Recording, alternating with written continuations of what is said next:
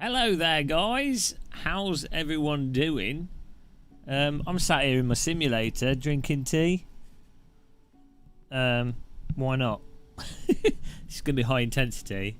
I've got my tea. Not even using my own mug. I think it's upstairs. Well, you can see some of the mugs behind us. It's not the official mug though. That's it's a big brew. So this is. I'm just chilling out. I feel like shit. So I thought I'd just chill out. Oh dear. How's everyone doing? He's already chilling. He can't help it. I'm expecting you guys to entertain me today. That's this live stream. Hello, Doug. I've registered up actually to a race the Tatus. Hello, Esteban. Hello, Spitfire. But I might reverse live stream. Yeah, I might go over. Might play Flight Sim or something. I don't know.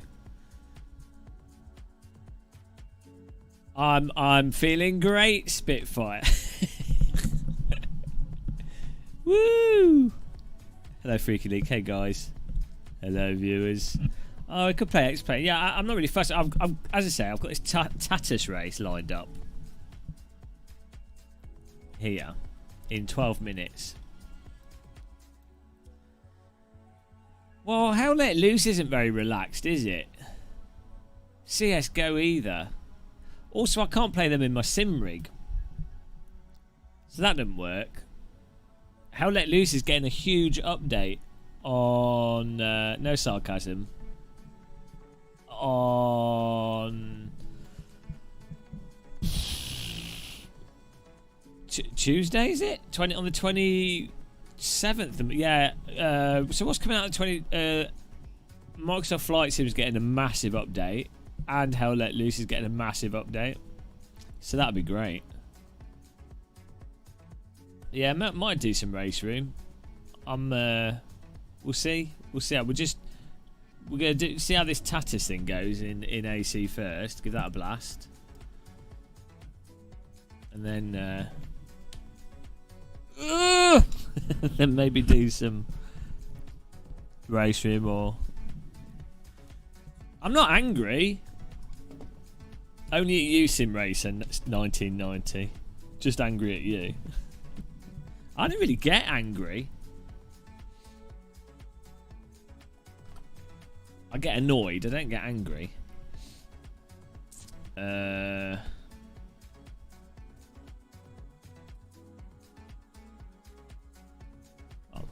just binding my wheels if you hadn't noticed. Wreckfest is it's really hard to play. Wreckfest takes a lot of effort to actually play. The thing with Microsoft Flight Sim is it's a bit of a pain to load up. Like, it takes ages to load. We'll see. Well, I don't know. Normally when you stream, you should probably have like an objective.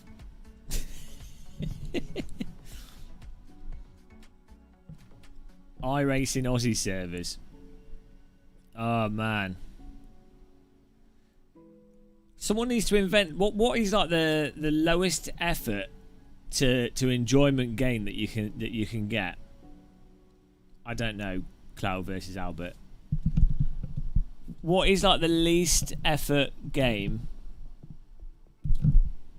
which provides the most amount of fun? Hello, Nipper. Shocking. Probably. Yeah, but is Euro Truck Sim fun? Euro Truck Sim is a sedative. Oh yeah, Carmageddon. That's pretty good, isn't it? Yeah. Oh, I'll have a look. Euro Truck Sim's just a way to euthanize old people in a way they don't notice. It's stealth euthanization. I was tempted. I haven't They've done an update recently. I don't know if that multiplayer update's out. I don't know, Sal. I don't know what this is. This is just tea drinking in a simulator. This is peak content, I think. No, quit race room. Helga, I've told you, Shumi, never ask a live streamer what are they playing, what are they gonna do. No. That's like no.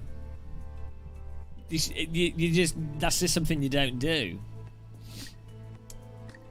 Or just do that over and over again.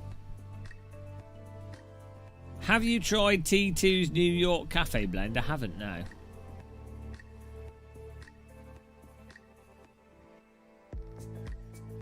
Raid the Shadow Legends. Oh, that sounds good. Did I tweak the 911? No, it was an old video I had, so it's out of date. So just don't worry about that, Kajel. If you want to make the Porsche more oversteery in race room, just open the diff more, the diff coast, or I think it might just be a diff on that, and move the brake bias further back, and then it should be all right. I think that was with the I normally drive the GT3 with the default setup. I haven't tried the Minardi 2001 F1 car. Hello, C Mr. J. I have to give, you know, there's probably a load of content in AC that we've not driven. It probably should be. I wonder what's going to happen here. We've got 19 cars registered. I don't know if splits are properly working now. I'd assume so, given there's 120 people. Yeah, I loaded it up yesterday, Izzy. It was awful. Like, the user interface in rFactor 2 is so bad. It's just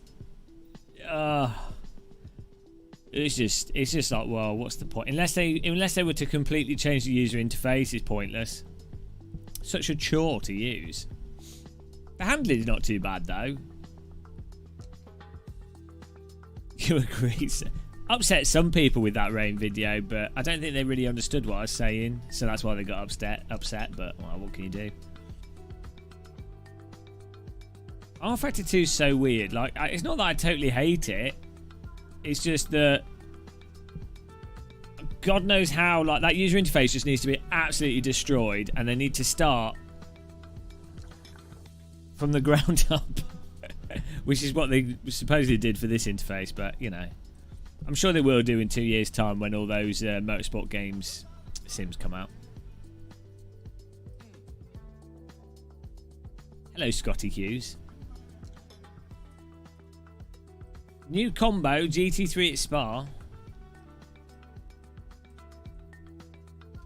You'll have to tell me the name of that track.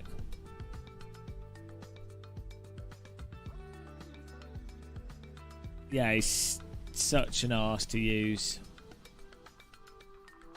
I mean, you'd think the UI wasn't the most important thing, but like, as much as I had a go, as much as I complained like a miserable git about ACC's user interface, it's nowhere near as bad as rFactor 2's. ACC's interface is just visual bad design in many ways, but you know, you can get used to it. Functionality's there, it's quick, it's fine. It's just for no reason it's bad in ACC. That's my problem with that, but it's passable. Whereas in rFactor 2, the UI is like literally enough to stop you from wanting to play the game. It's so stupid. Oh well. Yeah, it's definitely programmer game. Yeah, definitely what you'd expect from programmers to put together. Yeah, that's the other. Yeah, exactly. Some of the content in rFactor 2 is some of the worst content in some sim racing, and some of it is really, really good. I think it's a very complicated engine. And rFactor 2's heritage is as a sort of sim. It's the OMSI bus of driving sims. Dr. Longmont. Will there ever be a racing sim where the taken. Well, Content Manager's not perfect. In fairness, Content Manager's overly intimidating and has too many options exposed initially in a certain way. So the design of Content Manager is not really the best. It's very functionally good, but Content Manager, there's things that could be done to make it a lot more accessible and a lot less intimidating. Even Content Manager is great once you know how to use it. You know, you can even if you don't know how to use it, it's great, but it's just visually very intimidating. Put it that way. Oh no, is he? Can you tell Aris to learn how to implement force feedback into a game? Oh dear. We got 3 minutes until this is starting. Game developers need to hire me to tell them what to do with the user interface. I just sit there in the corner like a grumpy old man and go, no, no, no. I demotivate all their staff, and the game won't come out. That's what I could be employed for. Rubbish Racer. What do you think I can do to improve? I've been sim racing since 1342. You never get any better. Thinking of selling your rig? You can't do that. You can't escape sim racing. You don't just leave sim racing. Just if you're doing racing with AI, start off on a low setting, turn the AI difficulty up, and gradually get better. Maybe you just need to get a feel for the limit. That's probably the first thing to do, which a lot of people don't do. No, he's not allowed to. Just think, if you've got a rig, you're saving someone else from the despair of sim racing.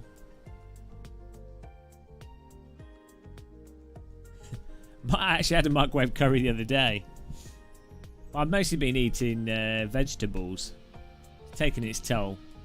Really is taking its toll, all this vegetable eating. Bloody hell. I ordered one of those odd boxes. Hello. They send you a box full of like random vegetables every 2 weeks. So I've been cooking random vegetables. It's been terrible. Never eaten so much fruit and vegetable in my life. I feel like a rabbit.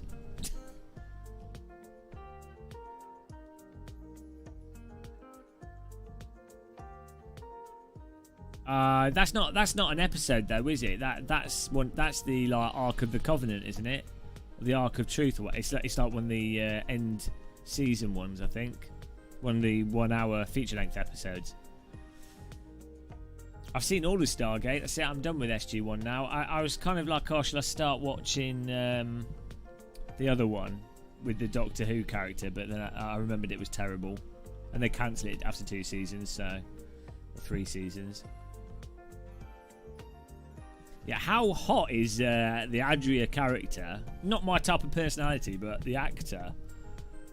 Absolutely. When she's an adult, not when she's a child. So hot. Proper, like, Mediterranean-looking woman. 10 out of 10. I bet she could handle a DD wheel. Deep Space Nine. Oh, right, there you go. I guess I'm watching Murdoch Mysteries now. She's not 12. Hello, Kim. She's not 12.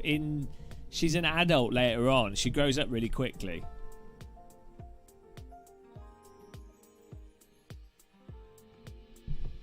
Deep Space Nine is good, yeah.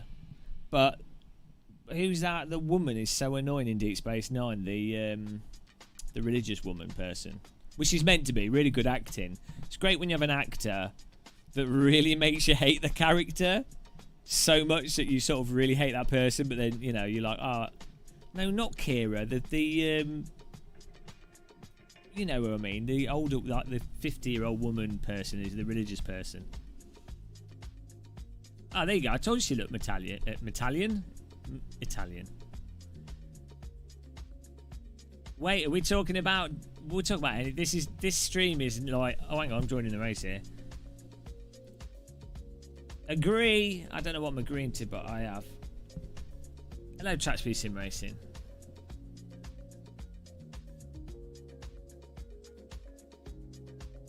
Joffrey, yeah, that's a good act. Yeah, he's like, I've seen interviews of him and he seems really like a nice guy and he's a complete arse in Game of Thrones. So yeah, great acting. I disagree, it's a good idea. That's not my, that's Race U that's green.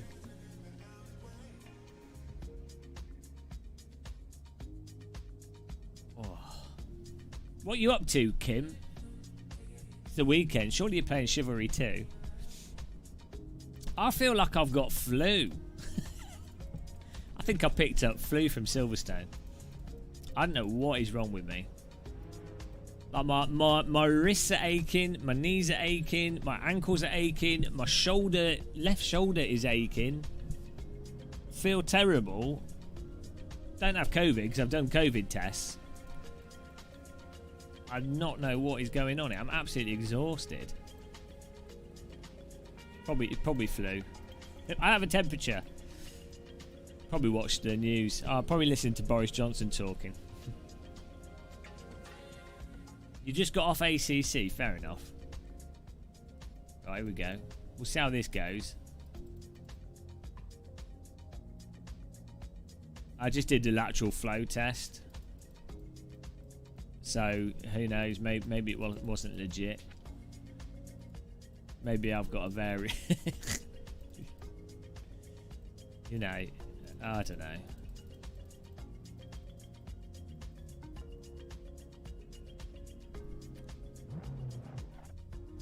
PCR test time. I don't have any of the symptoms for COVID. I think I just don't feel well. Despair variant. Yeah, I think I don't know. Oh, I should have put MSAA on. Oh well. Yeah, probably just getting old. Oh my god. Advantage is, if you feel weak, it means you can turn your force feedback down. It feels stronger. Catch disease, play with the G25. As far as you're concerned, it's a DD wheel.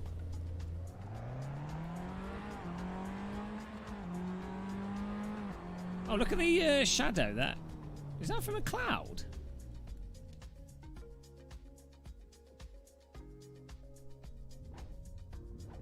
There was a cloud casting a shadow on the track. Maybe I'm just imagining. Maybe it's Maybelline. Who knows? I've got. I do have tea. Nigel M. Oh, there it is. Look. How good is that? Jesus Christ. That's it. That's good. I love stuff like that. Don't really get out much. Reminds me of childhood memories of chasing clouds in fields. Ilge is a genius.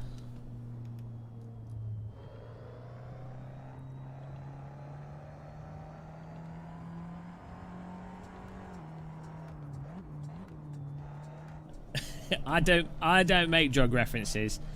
Hello, Mr. Bogarski. How's it going? Oh, hello. Refined Insanity Sim. He's always sending me money. It's really generous. This is a bad stream to donate to. It's not going to be high energy.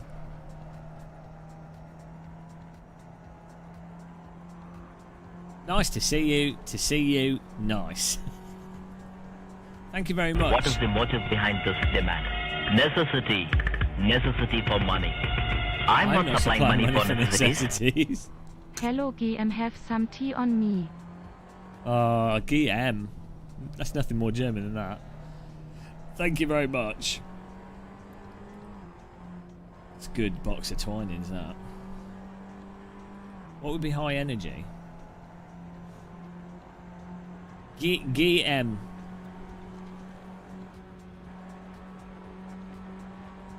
Gay, pronounced gay M. I didn't check if this was fixed setup. Ah, cheers, man. I promise you the correct pronunciation of G is gay. Oh, I'll accept it. I'm not singing. I can't sing. I honestly didn't have enough energy to sing. So there's going to be no DD Girl singing today. Sorry, guys. I honestly can't sing. My lungs are killing. Ah, Jesus. Thank you for DD Girliness there. She's going to come down. Ah, well, I'll give you a song when I'm feeling a bit better. Christ almighty. What a...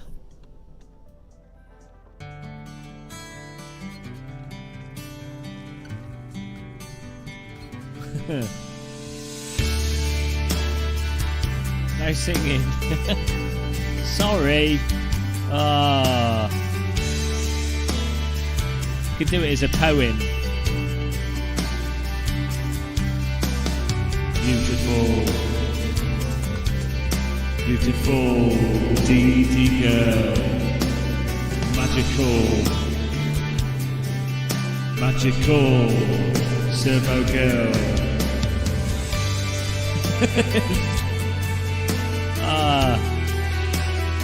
Light your candles. Shannon style, exactly.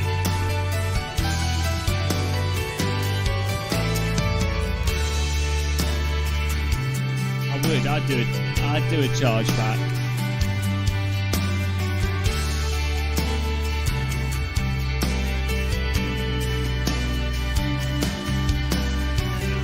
It's the instrumental version of the song.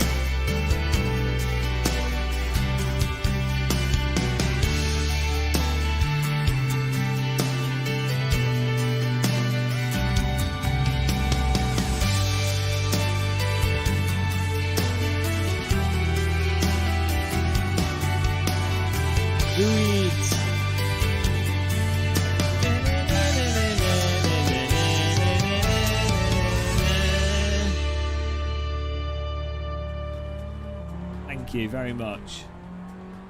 I'm just using the latest version of Soul. Yeah, sorry for not singing it. I would get a refund. Really appreciate you being a channel member though. Thank you. I mean, even if you refund, thank you for trying.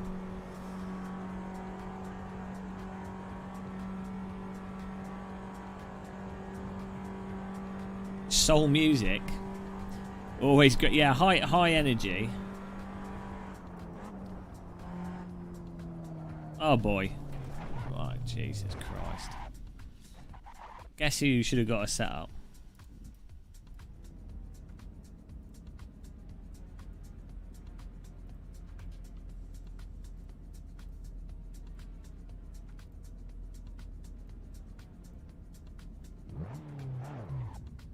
Only let you do it more. I'll give you a song. We'll replay it. Hopefully I'll have a bit more energy later in the week.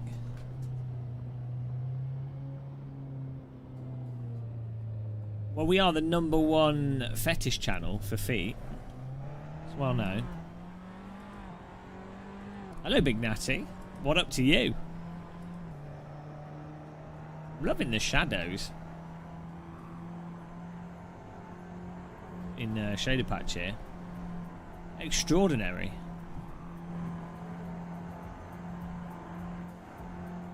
The next update of Shader Patch, they're going to be doing new trees. Should be cool. AC's basically no longer AC. Who's Steph Board? I don't know, it sounds like a surfer name, doesn't it? That's better gearing.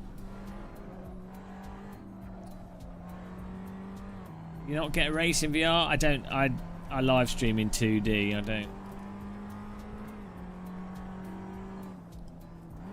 Otherwise, I would do VR. Wow. So we were talking about Deep Space Nine earlier. Should we keep that conversation going? Hello, Mark Bays. You can't go wrong with a bit of DS9.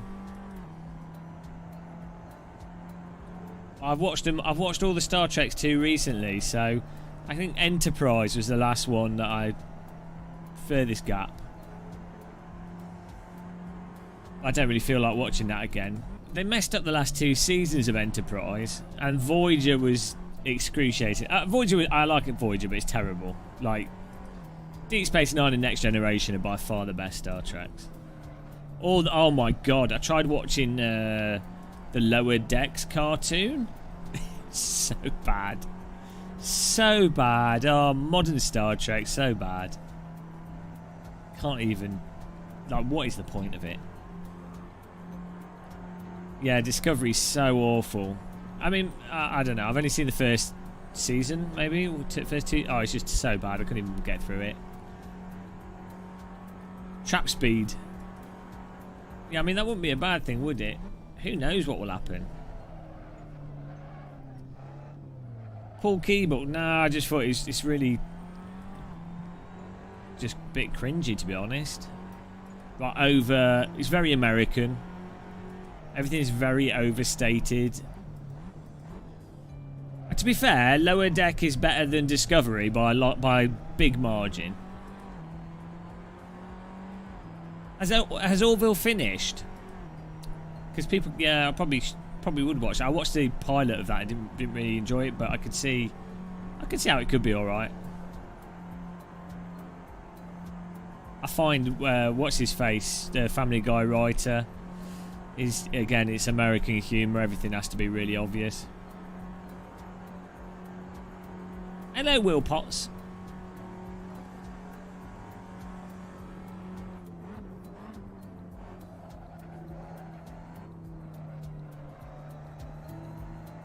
Can't get my volume levels right here.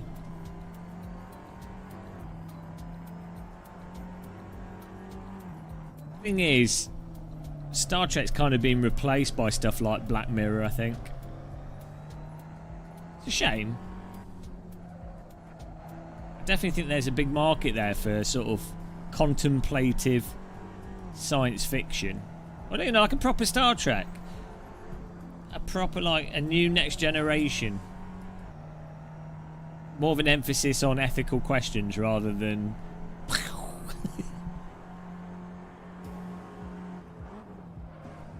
Bloody hell. Slippy little sandwich, this. What did you not like, eh?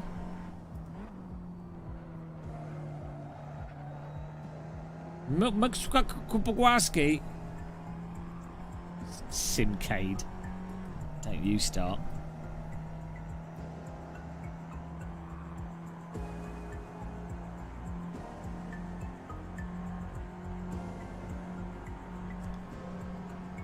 Yeah, well, that's what's weird, isn't it, Izzy? I'm sure I've said this before, but, like, compare, like, the way that Discovery tries to address homosexuality, right, compared to how Deep Space Nine addresses it. I say address, I'm not saying it's, like... So there's a really good episode in Deep Space Nine with, here we go, full Trekkie here, with Dax, where she, a former host, she was a male... And there's a female that comes on the ship that was in love with her when she was a male, but then she still has feelings for this female, and they have to work together. And it's sort of addresses the situation of homosexuality, trans stuff, and just like the reality of just two people loving each other. I mean, it's not like ham-fisted. It's not like, oh right, so this and that. Is like two characters that are very interesting. How other people sort of sneer at them in a certain way, how they get on with that situation, the reality of it, and how to sort of move on from it in some ways, or, you know, just the sort of interesting questions around it, right? Whereas in Discovery, it'll be like, oh, we've got two people kissing. Two people of the same sex kissing. Wow! It's like, what? There's not even... And it's just cringy. It's like the same as if you have a straight couple just kissing for no real reason. It's just cringy. It's like dodgy adult scenes in films. It's like it doesn't matter if it's male or female, male, female or female. It's like it's how it's done is the point. Because the objective, presumably, is to basically show how all humans generally have the same sort of interest. They all just want, you know, they want to have good relationships. They want to have a good time. You know, it doesn't matter if someone's gay, straight, trans, God knows what. It doesn't matter. Everyone's a human. That's the message that they should be conveying. But that's not what happens with a lot of modern shows. It's sort of like not gaslight, like virtue signalling without any like actual substance. It's really weird. Well, no, I'm not human. Bonobos have got the... Well, I don't think I'd want to live in a bonobo society. You've been going for a walk to the supermarket, and before you know it, someone's flopped the knoblet out on your head.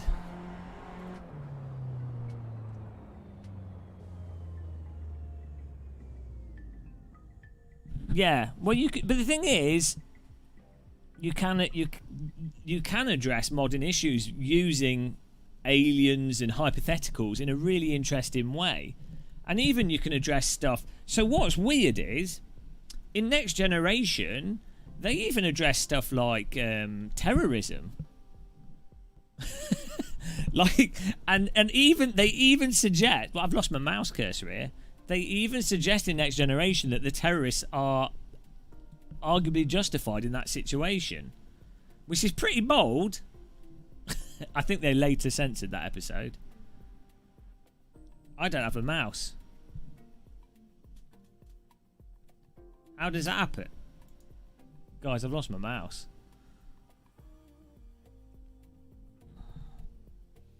Yeah, because the thing is, for the people that are actually bigoted, you have to, like, in order to change a bigoted person's mind, you have to do it in a subtle way. So you have to kind of trick a bigoted person. I've got no mouse cursor here, guys. Oh, this is a disaster. How on earth do you lose a mouse? Yeah, you have to trick a bigoted person into not being bigoted. You can't just tell them think differently. You have to be subtle about it. Demonstrate something.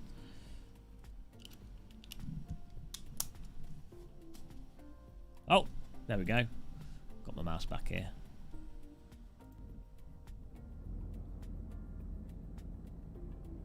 Yeah, I remember that as Edward. Oh well. 25 minutes, so we're definitely going to want the medium tyres.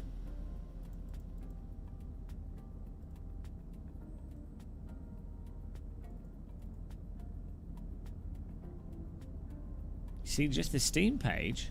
I don't know. Maybe you need to like log in and everything. I'm not sure what's going on there for you. It's weird. You just ordered a Cube Controls. You got an erection. I mean, I don't blame you.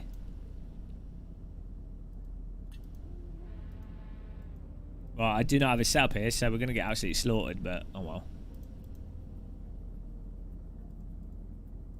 We'll just cruise around, it's fine.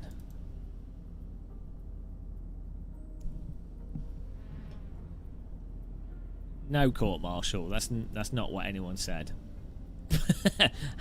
How do you get that from what we said? Oh, are you talking to someone else? Remember to @ people's name if you're chatting to someone in chat, otherwise it's very confusing for me.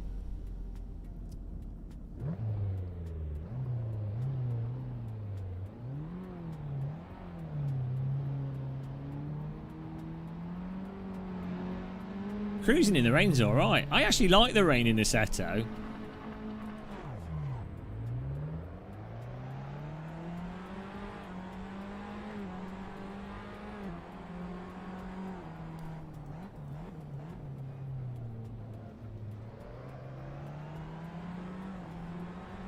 I'm Denise Crosby. The episodes where she came back as like with her evil sister and as a spy was good.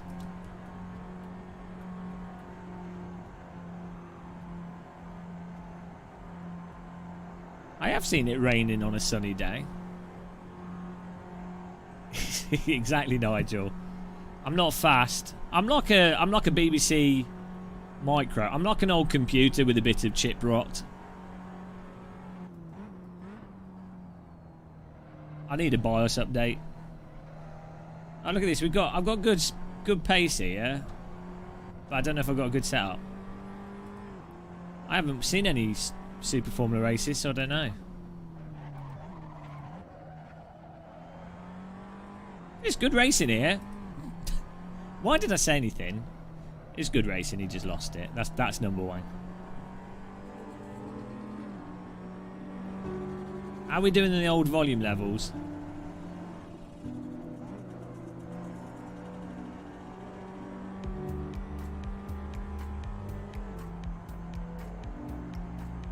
Hopefully my voice isn't too boomy.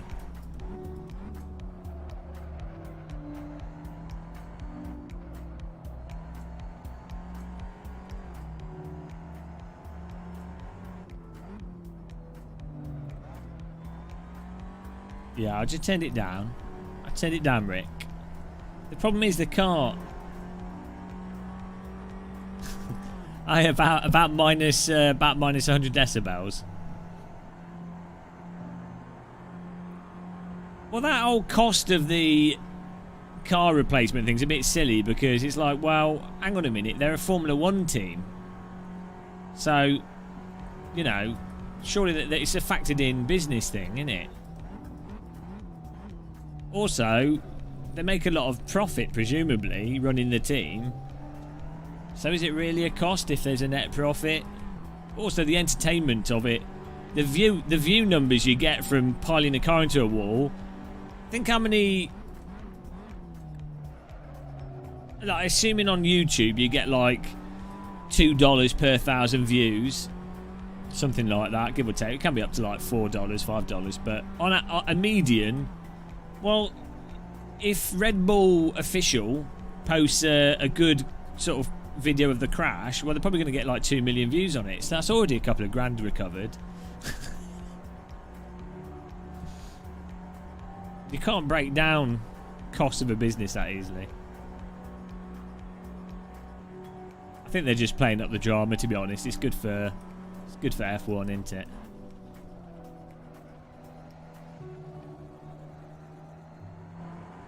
F1 are loving the drama. Cash for views. Crash, exactly. That's the real story.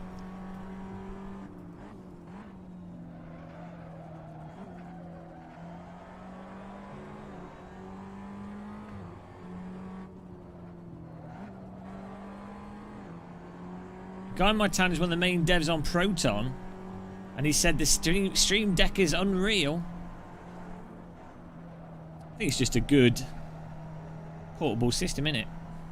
I didn't order one, and now it's too late because the delay on it's ridiculous. I was out when it went up for pre-order, and I was like, well, I don't really use portable computers. And then when I was like, oh, actually no, I should order one just to review because I've got a YouTube channel. I forgot that part, and then it was like, oh, it'll be like 5 months, and it's like, well, that's too late. So now I need to find someone that works for Valve that will give me one. That's what I need. That's where we're at. Unfortunately, I don't know anyone that works at Valve.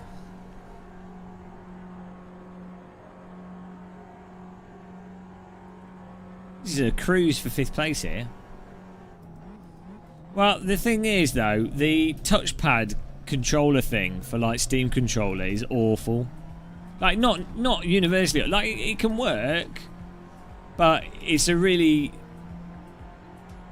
When it comes to game input devices for games, the only thing that really works is when a game is designed for a specific input device. You can't, like... There's no way around that.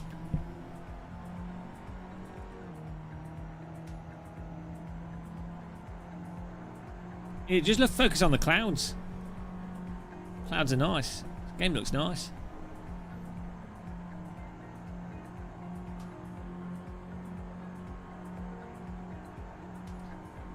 Thing is, I use the Nintendo Switch and I just play Tetris 99 on it.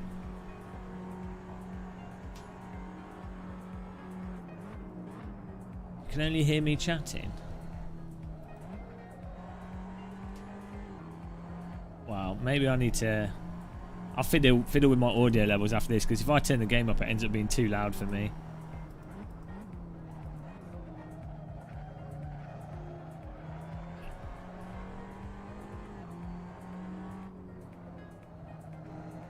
18 minutes here. Samuel Smallwood.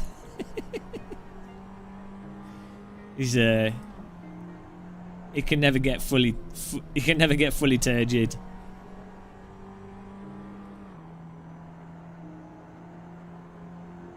The thing with the Stream Deck which is irritating is the really good value one just doesn't have enough space on it. I find it really annoying when games companies differentiate the products with hard drive space. It's like, hang on. It's so artificial.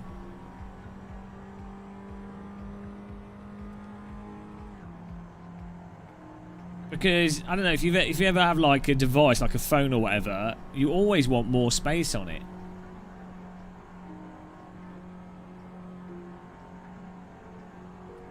And you can't know. It's entirely possible with the Steam Deck. You know, they say, oh, the memory card aspect of it's okay, and your card won't just wear out. But you never know until you've actually.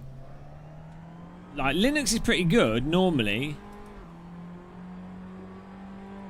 Yeah, but as I say, the problem is that you can't depend on SD cards all the time. They tend to just do weird stuff. And it's entirely down to how it's programmed and how it accesses it. Oh, can you just open it up?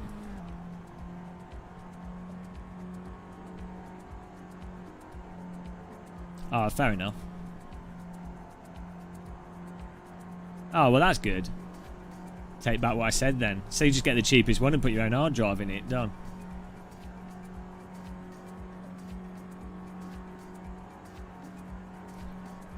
I think the Steam Machine thing, I should do a video on this. Opinion video. Well, I'll tell you guys what I think now. But I think there's this big problem with PC games where, people need to get a PC to play them. So Steam Machine, the Steam Deck effectively gets you a Windows PC in a console format, which is kind of what the original Steam Machines were meant to do. So it makes sense. It is a really good thing for PC because it's like, well, do you buy an Xbox whatever or PlayStation 5 or a Nintendo Switch and then go, well, hang on, all the games are very expensive? Or do you buy a Stream Deck and it's like, oh look, I can own all these games from the last 20 years for £10. So it finally gives you something to compete with Steam, like, because the thing holding PC games away from console gamers is the idea of the hardware, mostly, like having a PC. For some reason, people are intimidated by that. It doesn't make any sense, but hello. Surely there's more likes out there. You guys, you should all load up my race room video because nobody watched that. It was a good video. It's good commentary. YouTube's so weird. I uploaded that video and YouTube didn't even put it out.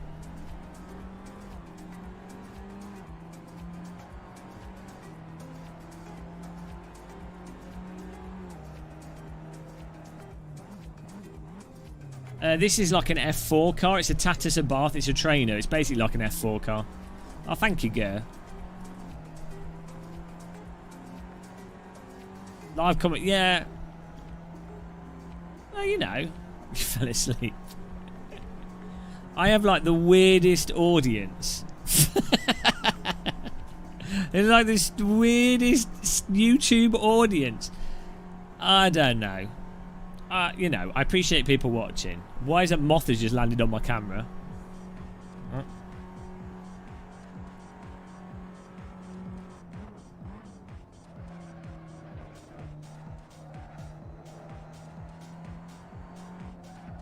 Oh, Wildo, are you infected?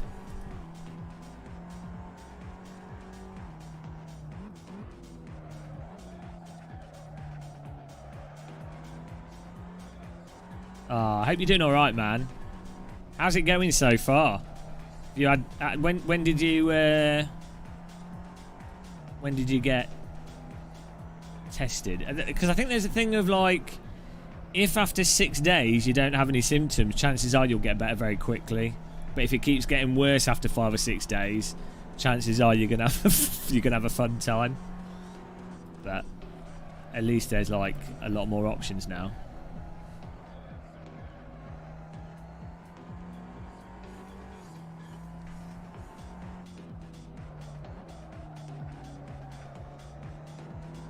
First symptom on Wednesday. Oh no. Can you taste and smell? Oh, you're probably... How old are you? You'll probably be alright. I'm being optimistic for you. Did you already have a vaccine at all? Only one symptom. Explosive diarrhea. Oh, sick. You'll be fine. You'll be fine. Yeah, it's really, really rare for anyone under like unless you're like morbidly obese or something, or have some other big condition. Probably be fine. If you're under like 30 or under 20, especially, probably, you know. Literally everyone I know that's had a bad time of it are all they were all over 30 at least. Is the symptom involuntarily watching bad live streams? You go for that, Izzy.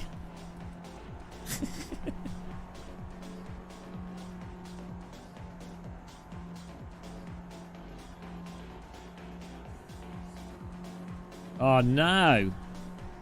Eat healthy food. That tastes horrible. Sorted.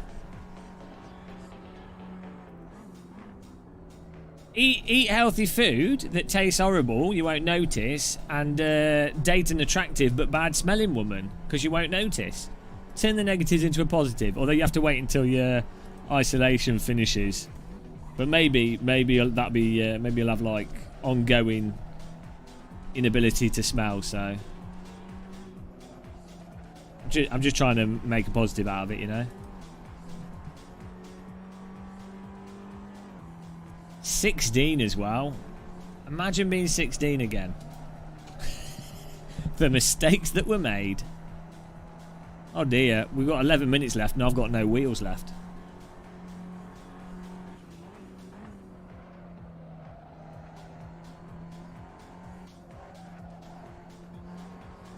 Worst relationship advice I've ever heard.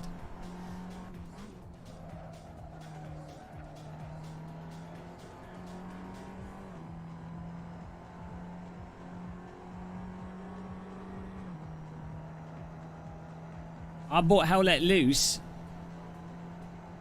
Big update, Bob Funk, coming out on Tuesday for Hell Let Loose. So big optimizations, new maps, tank upgrades, new airstrike stuff. Stick to force feedback. My advice is, look, my advice is better than my sim racing advice. I can tell people exactly what not to do.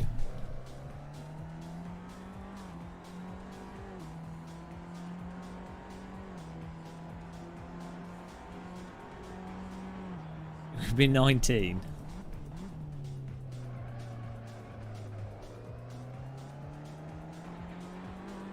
Hello, Cat Debate.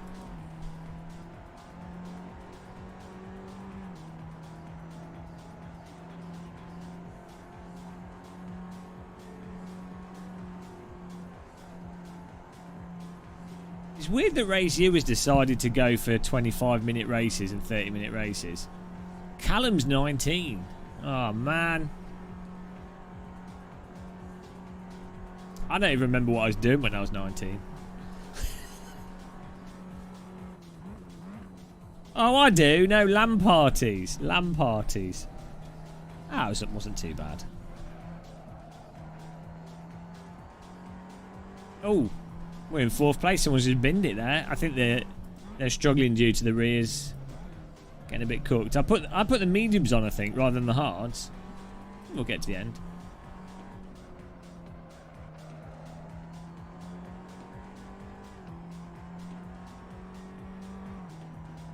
Oh, nice one. Don't get flooded on. Oops. New racing line.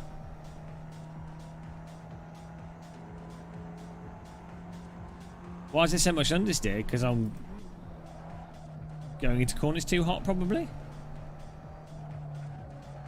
I'm so glad there's a moth flying over my light in here. Like, it feels like I'm in a nightclub.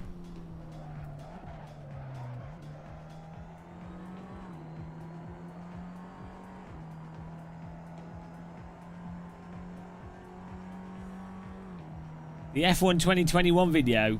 Well, there's like a weird cult around the Formula 1 games. You know, YouTube has changed as well in that everything is really segregated on YouTube. It's really strange. Like, so the way YouTube is now is that everything's in its very hyper specific niche.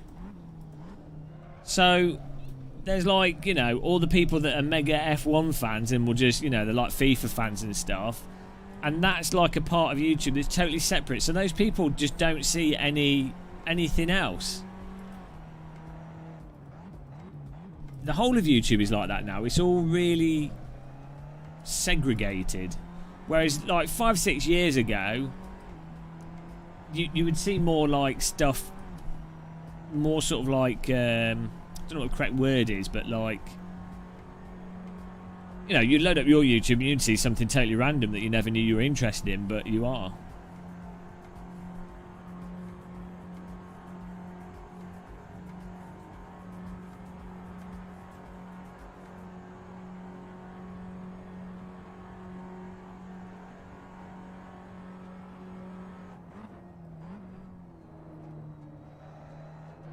RaceU seems alright, yeah.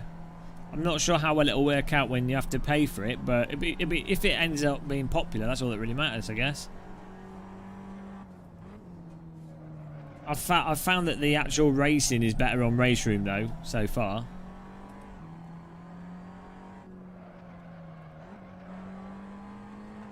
F1 built a new niche. No, it's not that everyone's built a new niche. It's just that YouTube and the internet and how it's organised wants everyone to be hyper specialised in one single thing. So as a YouTuber, if you want to be an optimal YouTuber, it's like, well, you're the iRacer guy, or you're the, you know, you're like the tree expert. You're the expert on this one boat engines. Do you know what I mean? It's like it doesn't really want people to be like, oh, you might have a range of interests. you might like different things. They want you to make a YouTube channel for every specific thing, basically.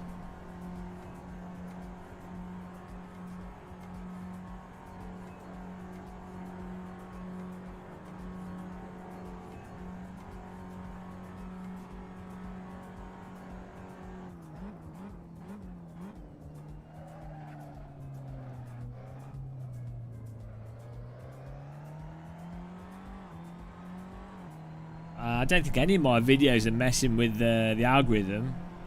I don't think there is messing with algorithms now with the way YouTube works. And the way it is now, it's all like, basically you just have to build up an audience, and then you're dependent on that audience for that niche. And then over like a 1 or 2 year period,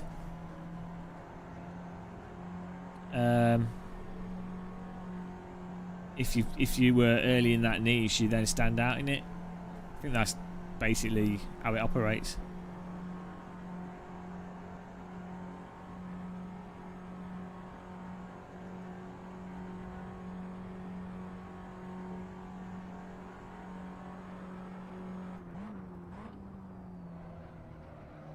Why is the AC tile graphic showing different? I don't know. That's a good point. It's probably messed up.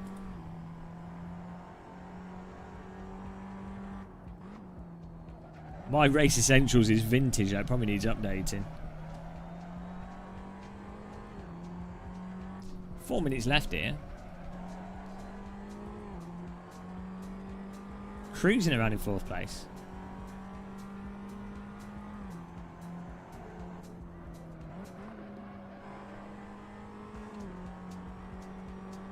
Did you guys see that new LCD display? It was on Beat Sim Racing. Their last article.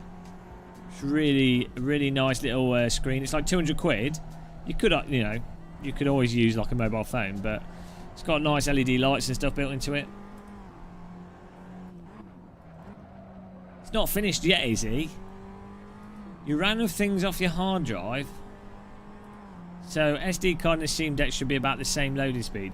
Yeah, you don't actually get that much of a loading speed advantage off an SSD compared to whatever. Hello, Stephen Putnick. You don't know if you should get Race Room Premium. Well, if you want to do the ranked racing, yeah, it's great, but I don't know. I don't know if you should get it. Hello, Frank Zappa. No, I've only just played like random single player stuff in F1. To be honest, the physics just aren't good enough, I don't think. And you know, it's not really, it doesn't really interest me.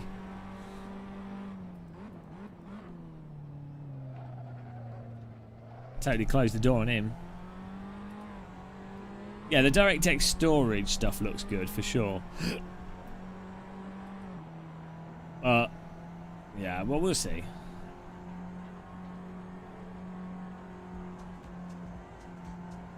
Well, so that's what really annoyed me actually with Race Room. Not Race Room, with F1.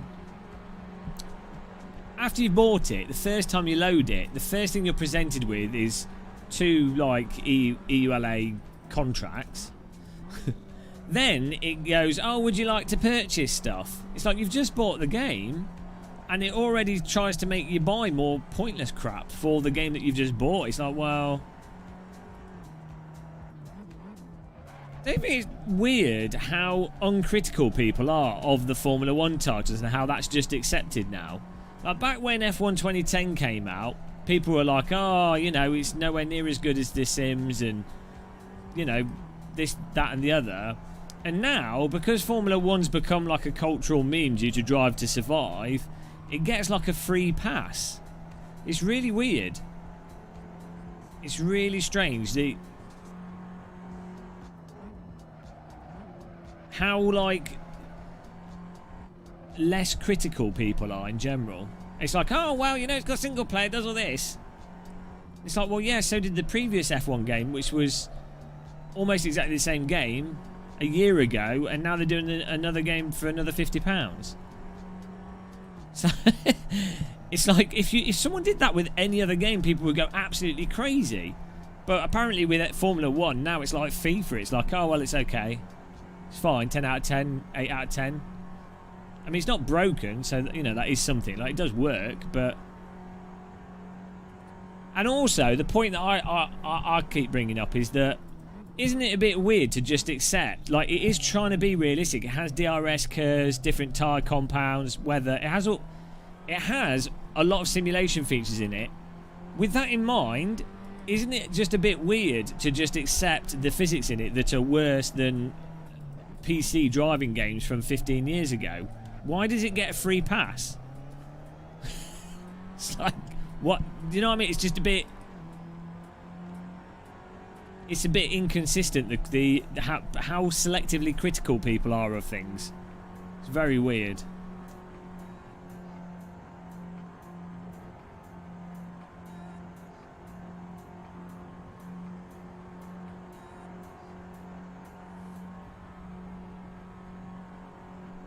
Hello, Peter Kutching. Well, the rally games were pretty good, although they messed up the last Dirt Rally with weird DLC and a lack of content, but they're pretty good games. Seb, yeah, that is kind of true that it might get more people into Sims, but at the same time, I think a lot of people just play F1. It's like, that's it. That's all they will play, that F1 game. Because they're not actually interested in driving. What they're interested in. It's like the Drive to Survive fans of Formula 1. It's perfectly fine. It's entertainment, and as a spectator, Drive to Survive is better than the racing probably. But they're not into it because they like car racing. They're not into it because they like racecraft or even engineering or mechanics. They're into it because, oh, that's a famous person. Oh, that's a famous person. Wow. Literally, the activity could be anything. It doesn't matter. It's like it's famous person. It's just bizarre. It's like they're not actually there for the thing. They're there for the fame. It's just so strange. Some will convert. Yeah, maybe. I just think actually maybe what will happen is they actually potentially just get locked into that game. Well, look at iRacing. A lot of people only play iRacing.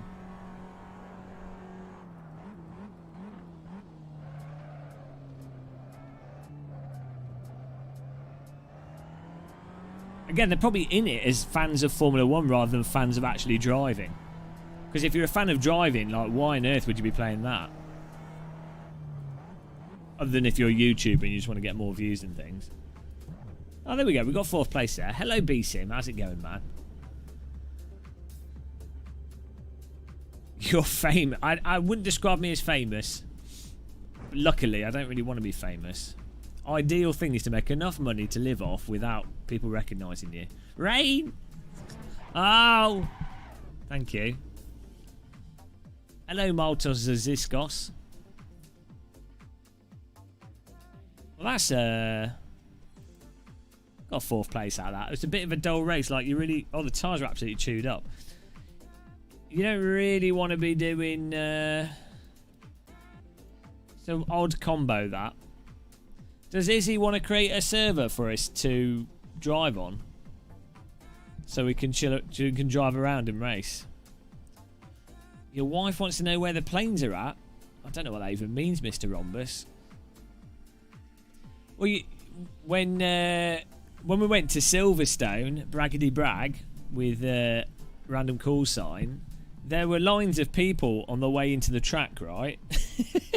All just waiting to see the famous drivers, right? And some people were stood there all day. Like, they were there at like 8 in the morning till 8 p.m, just stood next to a road so that they could see in person for like a split second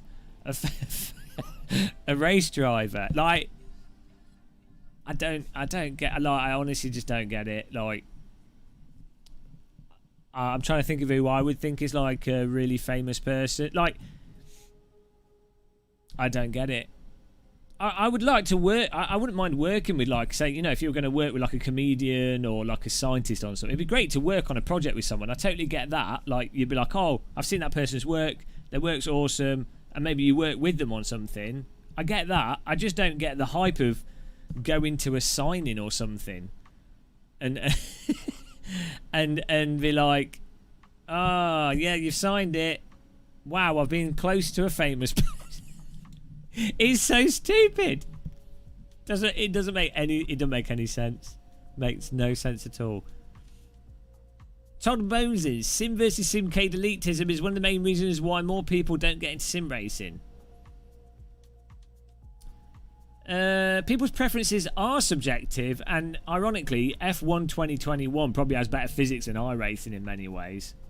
So, and probably better than ACC in many ways. I don't think it's elitist. Nothing I've said in this conversation is elitist at all.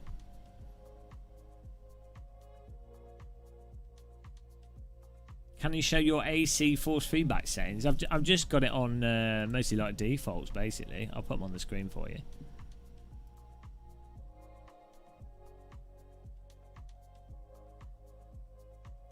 Where's my helmet? No, I know I need to take it more seriously and put my helmet on. That's my settings.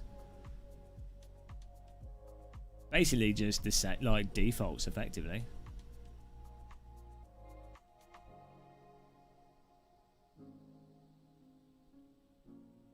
People are stupid. This is not news. I don't know. Like, if someone enjoys seeing, like, it'd be great, I guess, to be of a personality type where you really enjoy, like, you're that hyped to see a famous person. If you enjoy, like, people enjoy different things. To me, it's a weird thing to enjoy because you're not even connecting with them. Like, you're not actually doing anything with them. You're just seeing them. But Yeah, I don't know.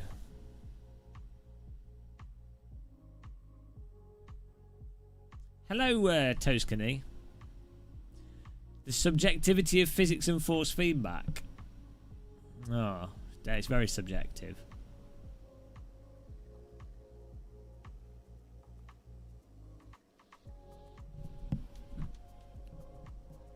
All that matters is that we drink tea.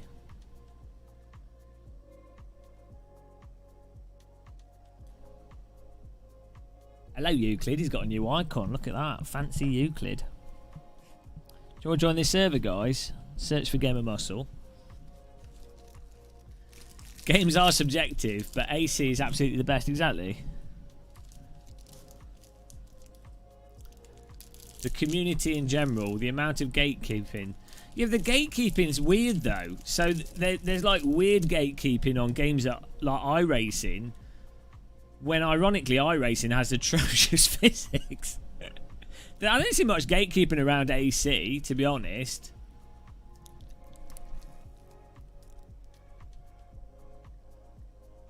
Or Race Room. Because they're AC and Race Room are the best, so I guess you don't need to gatekeep. If deep down you know what you're playing is the best, you don't need to gatekeep. I'm having a peanut bar. Fruit and nut protein bar. Hello, Paul Smith. Why no rain? I don't know if I can put rain on in multiplayer on this screen. Anyone can join this server if they want to get in. Oh no, I've forgotten what the setting's called now. Soul 2.1 controller not running.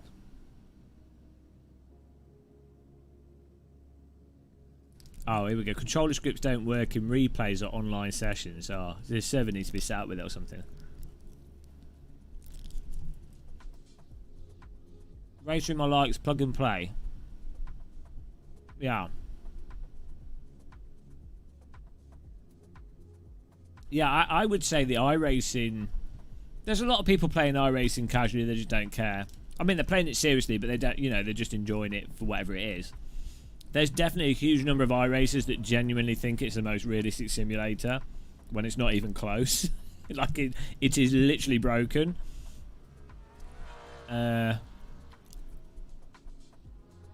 You've got racing. We haven't been back to iRacing since. Oh, no. I'm alright, Paul. After my Lidl's adventure, the world seems better.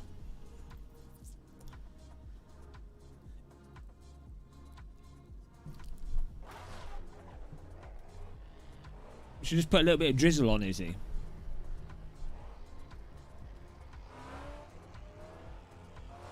There was wetsuits in the middle aisle. Oh, hang on. I need to change my volume levels here. They did. I don't know if... What was it you said? The plastic something or other. They had wetsuits. Can't remember what else they had. Oh, like a coffee machine. Just that is a real... It's one of those months where... Or weeks where it's a complete mishmash of weird stuff. Normally there's like a... You know, like a standout... A standout middle aisle item.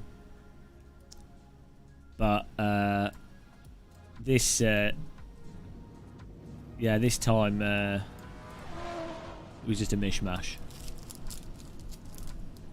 Yeah, oh, they had surfboards, like, bodyboards as well, so that's good, isn't it? Which, I don't live anywhere near the sea. You just wouldn't go there to get a bodyboard. It doesn't make any sense, but hey. No TIG wielders. Hey, you can join, yeah. Just search for Game of Muscle, password is T.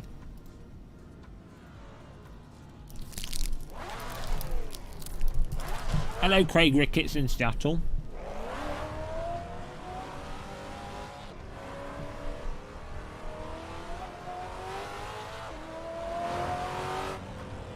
For some reason...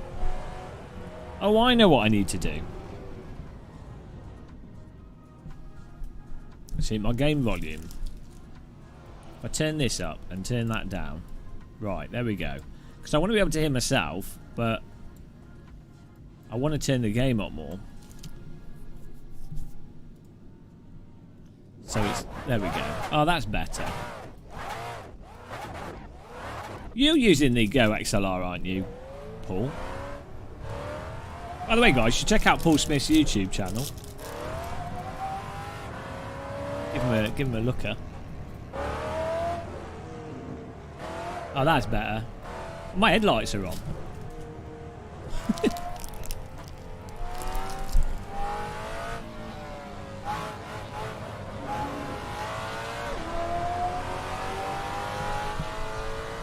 Oh, you do have a good... Yeah. Getting the monitor... The microphone monitor volume level just right. It's a weird one.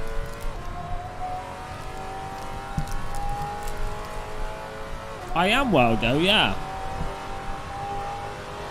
Microsoft Flight Sim, performance update, jets, missions, and Hell Let Loose update are all coming out on Tuesday. Be good. It's Smiler Bull on Twitch. He's a nice, relaxed streamer, you know. Just chilled out. Mostly because he's probably exhausted from his day job.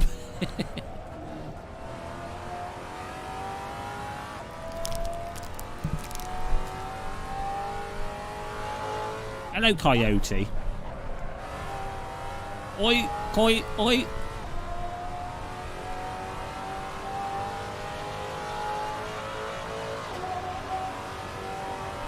Good car, this.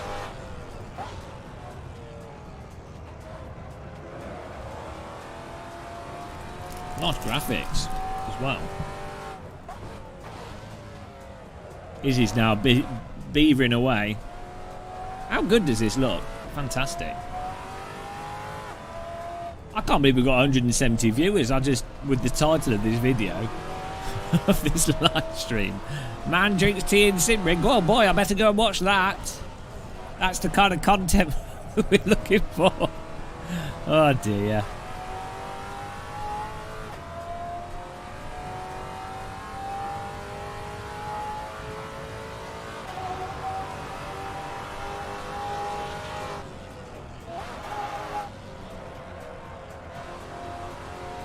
Oh, thank you for hitting the like button there. Whoa! Hello.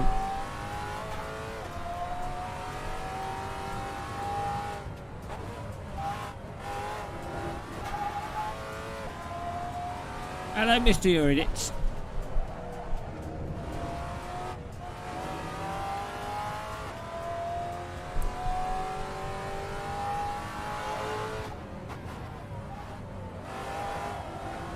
Oh, hello, James. I think I need to drink less coffee. Move along.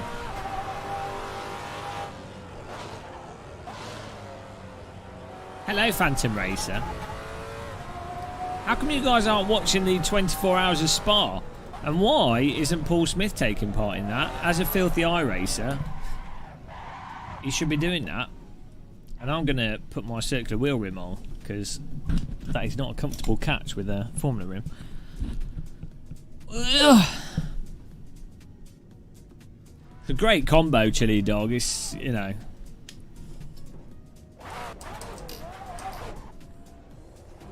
Why does he think, wow, you know, this could easily be Grand Theft Auto with the way I drive.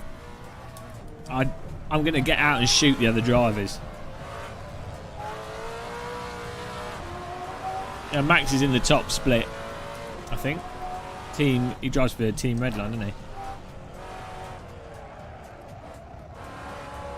Yeah, I did, James. I've seen the update there. They added it to Euro Truck and American Truck Sim. I know it was in beta. And they've just moved it across properly now. Hello, Kieran. How's it going? I don't know, Todd. Probably go alright, you know. Did a live stream painting a wall once. That went okay. This car's quite lumbersome. Lumbersome, but good fun.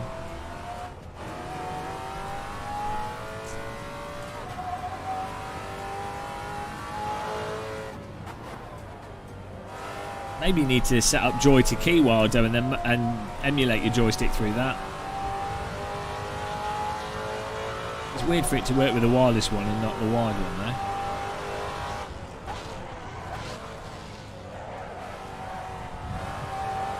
This car has really narrow controllable slip before it goes over the limit.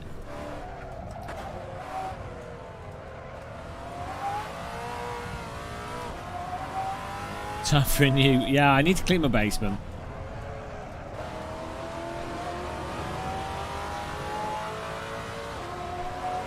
I'm okay, Kieran.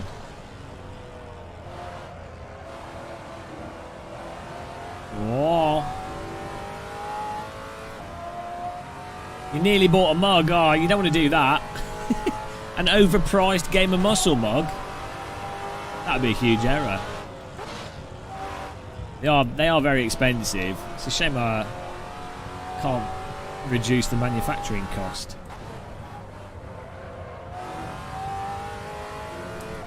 Definitely attracts the opposite sex though, so there's worse things to buy. Premium, exactly. It's a mug that would stand out in your cupboard.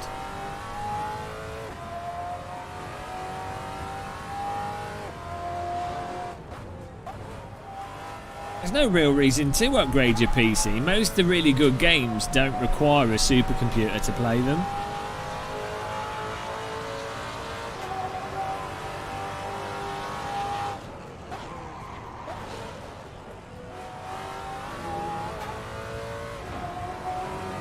You'd have to explain. Well, that's the conversation starter. It's an icebreaker. Marvin the Android. From Hitchhiker's Guide to the Galaxy. We both have circular shiny heads.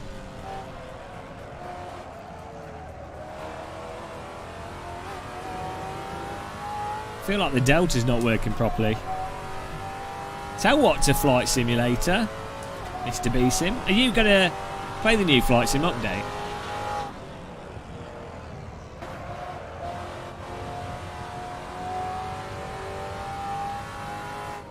Oh, I see what you're saying about upgrading your computer. Yeah, well, it should work. Given that they've had to make it work on a Xbox, it should work okay. But yeah. Now, like, I'm doing a faster lap, Todd, but my Delta's saying I'm doing slower, but I'm definitely driving... Well, we'll see. I feel like I'm driving a lot faster here than I was in my previous laps. This is like a third place lap, and for some reason my Delta thinks I'm a second up. This is going to be like third place, for sure. Oh, see, it's second. Delta's totally broken. I know Brands Hatch. I know if I'm going faster or slower around Brands Hatch. I mean, I've walked around this track in real life, so... Have I tried to play Automobilista 2? Well, funny you should mention that. There's a funny story with that. And it's something along the lines of... AMS2 fanboys really put me off the game. That's kind of the crux of it.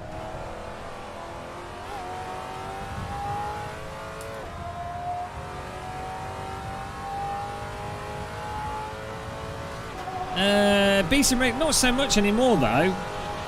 I mean, it's consoles are a singular target platform, but I know the Microsoft Flight Sim devs have had an absolute nightmare trying to get Flight Sim to work on it. And even on the fastest Xbox, they've only managed to get it to go to 30 FPS. So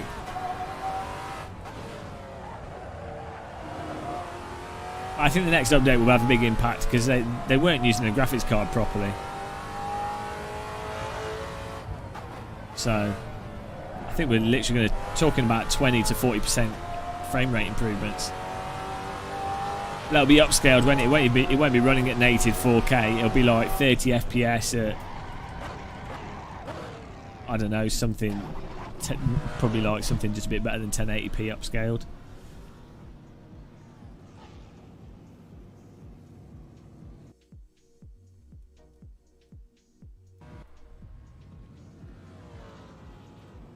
Here we go.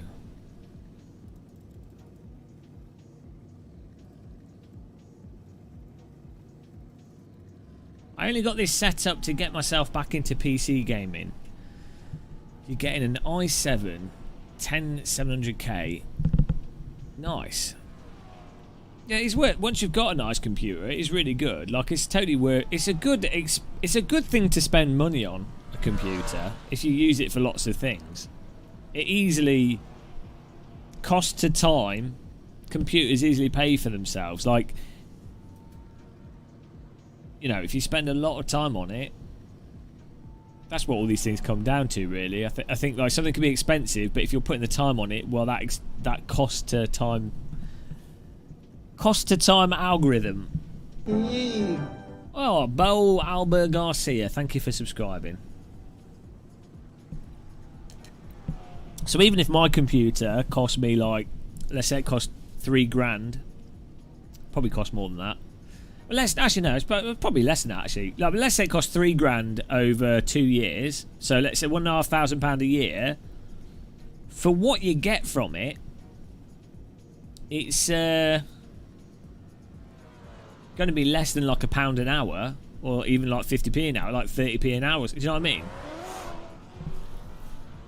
That's the thing with driving sims as well. Like, even if you spent £5,000, which would get you like easily what I use, if not better, but that's like most of that money is going to last for 10+ years. So it's actually quite. It's up front. It can be a lot of money, but relative to even like flying drones or going skiing or surfing, like any outdoor hobby ends up costing a lot more very quickly.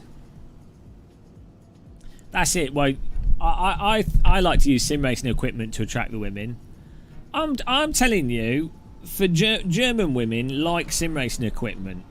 Once COVID has gone past, I'm telling you, the Germans love it. German women love computers. Fact.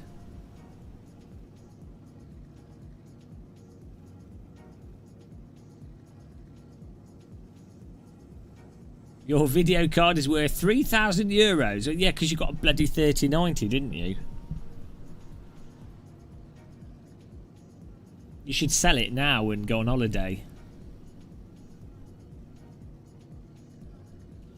Yeah, well, the RC aircraft thing's got a lot cheaper more recently. Like the drone stuff's a lot cheaper than what it used to be for like proper RC plane. Like when I was a kid, if you wanted to do RC cars or RC planes, you had to go to like a club and they'd have like one of those little miniature airfields with all the rules and all this bollocks.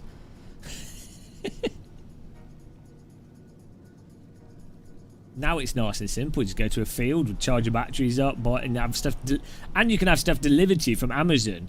I used to do a little bit of model rocket flying with those like SD's rockets and what have you. And you'd have to go to your model shop. Then you'd have to order it through their catalogue. It's like, what a pain in the arse.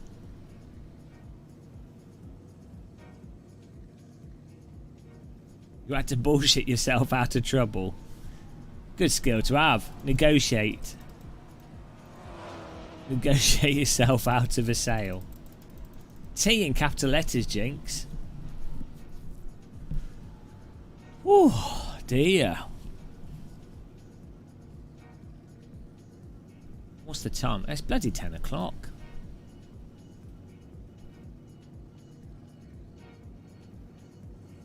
Crystal Palace Park. Oh, is that where that's where they used to have a racetrack, right? Back in the day, but now they have an RC car track is it near a swimming pool or something? T-Hammer, you're a drone pilot. I hope you don't work for the American Air Force.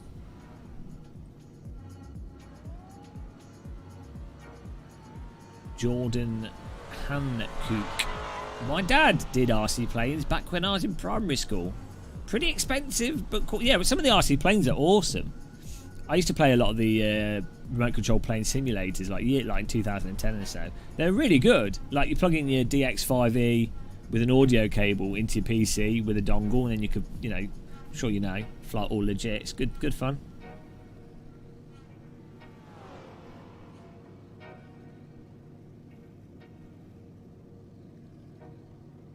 Don't tell your wife how much the electricity bill is for using your graphics card as well. It just keeps on getting worse.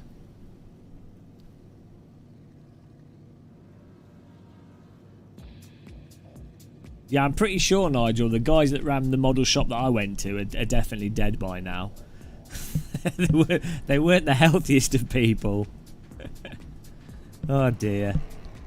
The smoke just... You go in there and you get secondary lung cancer from the smoke. That's what a proper model shop was like.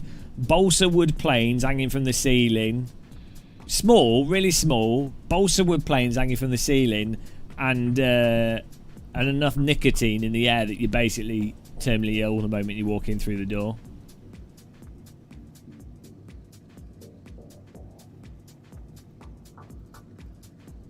Oh, here we go, guys. Get ready for this. You're ready for this?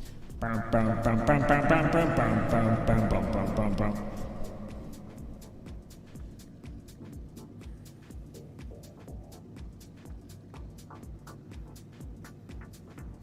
did we get in there? Oh, we're in 6th place. I've lost my mouse again. I don't know why it keeps doing this. New batteries in here.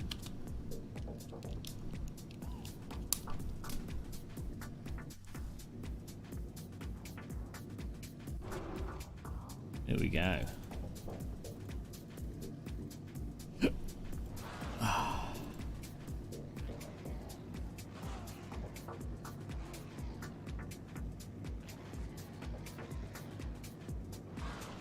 They wanted to take you in the back and show you the new stock. That was very kind of them. I don't know what you're talking about.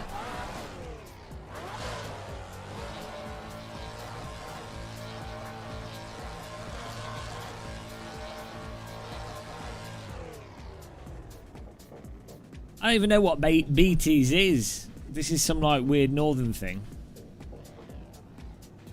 Bitties? Bitty.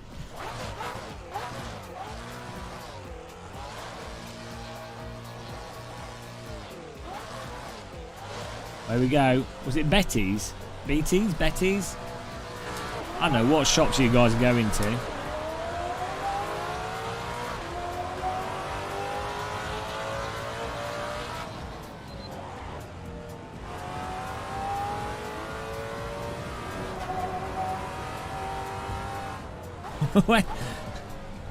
I think I got a Sega Game Gear from Toys R Us. Like 70 quid, which is like £150 in today's money. What is this? Why is everyone apparently everyone has been to this shop that I didn't know existed. Oh yes, I remember Flippity Bobs. Yes, I bought my first game console from them. Oh dear, Gaspar Medev's gone disconnected. Tamiya.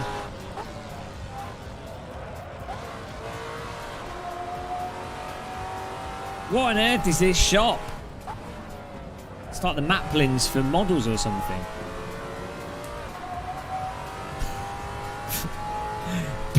Apparently it was basically Greg's from the amount of people that...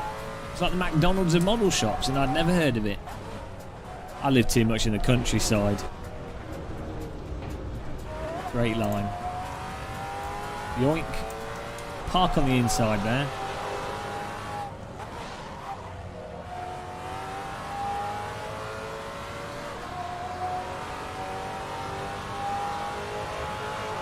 Well, I basically lived in a field, so... I didn't have a McDonald's or anything when I was growing up. It was all like a miracle to me.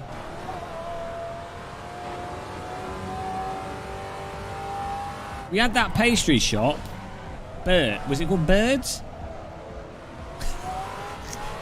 That's about as far as it went. Now we had a Woolies and a Smiths. I bought Half-Life 1 from Smiths. I had to lie about my age, because we all know how violent Half-Life 1 as a game was. Well, I worked that out kind of debate. I'm just saying I didn't have one. There was a unofficial Games Workshop in my town. Yeah, we just had a weirdo like model shop run by 2 chain smokers. And they never had anything in stock, so you'd always have to order through the catalogue and wait a week. Which kind of defeats the point of a shop, really, doesn't it?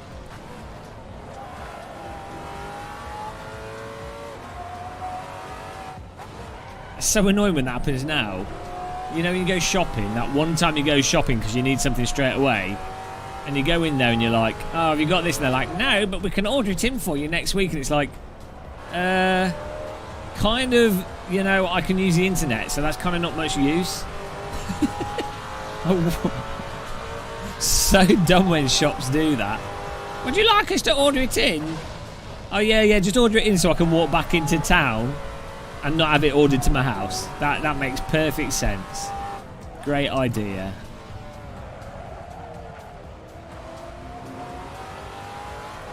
Did I? Are we? No, CX is a new thing. You only used to have CX in towns and stuff. You worked in Currys. Euclid. Were you like a massively uninformed person forced to upsell insurance policies? Oh man, I feel sorry for people that work in Dixons and Currys. I've got milk, Rob, yeah. Thank you, welcome along. Yeah, do you remember computer shops back in the day as well? When they're like really outdated graphics cards sold for the price of brand new ones. And they would never have what you need. It'll be like, oh, case fans, that'll be £12. So stupid. I wonder why they all went out of business. Is it because they were trying to rip everyone off? Oh yeah.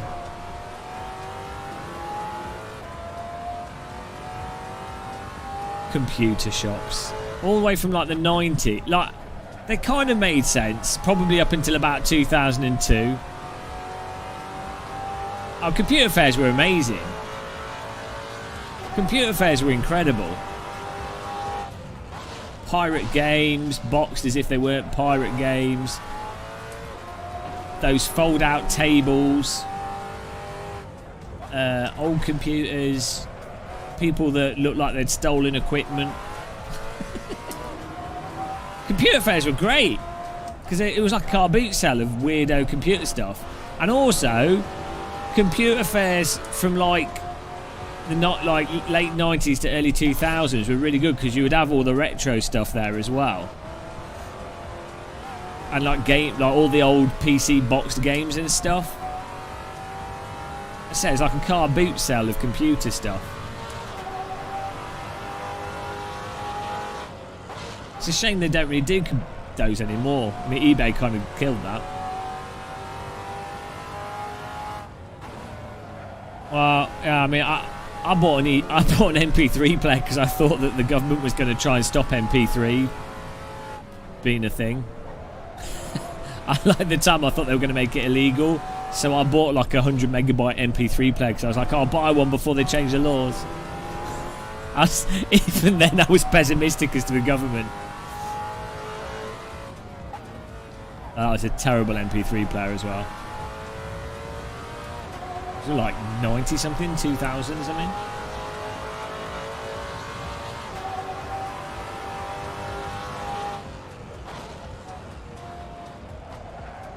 Woo! Yeah, I think they were just too late. By the time MP3 is a format and had taken off, like, this is the thing, the government's like 20 years behind where the technology is in terms of their understanding of things. That's why you see all this like absolutely mental government policy now, where they're like, oh, we will make it so that people can't send encrypted messages to each other on the internet. It's like, do you know what that means? You clearly do not know what that means. How do you think online banking will operate? How do you think people are going to send emails to each other properly? How do you think like most of business will operate online if you have it so that you effectively can't do encrypted messages to each other? Just like they just don't have a clue. Oh, we'll track everything. Oh yeah, okay. How do you propose? Who's going to have the computing infrastructure for that? Oh, take the children. You are old, Beeson. You old git.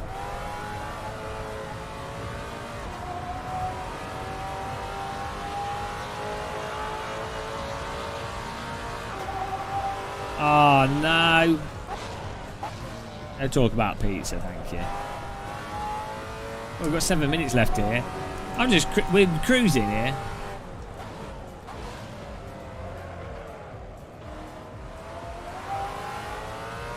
Nice chilled out drive, this. I wonder how intense this car would feel to drive in real life. Oh, no soggy chips. Wow.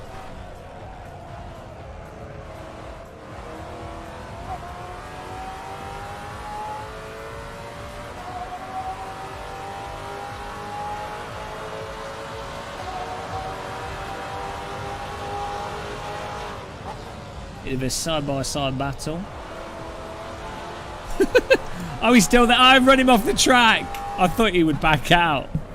Oh, sorry. I just totally run him off the track there. That was awful. Off to the gulag for me. I'm surprised he just let me do that. He should have turned into me. Was it Dom? I think it was Dom GTR. If it was me, I'd have just kept my car there and I'd made me drive into him.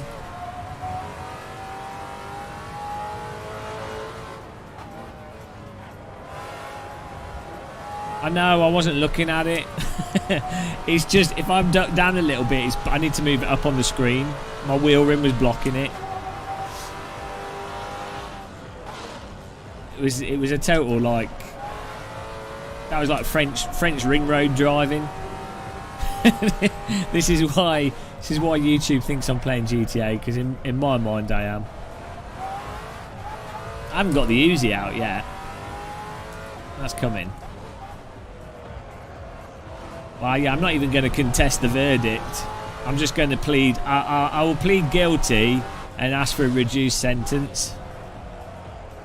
That's good by me. Reduced sentence for good behaviour. There we go. Let's put Ellie Corsa a bit better.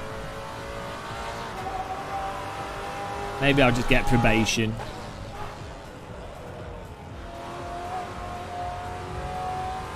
Game of Hamilton. Oh! Look at this. They're battling behind us. Okay, we've got 4 minutes.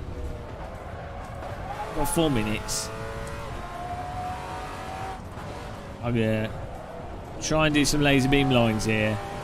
Go for the win.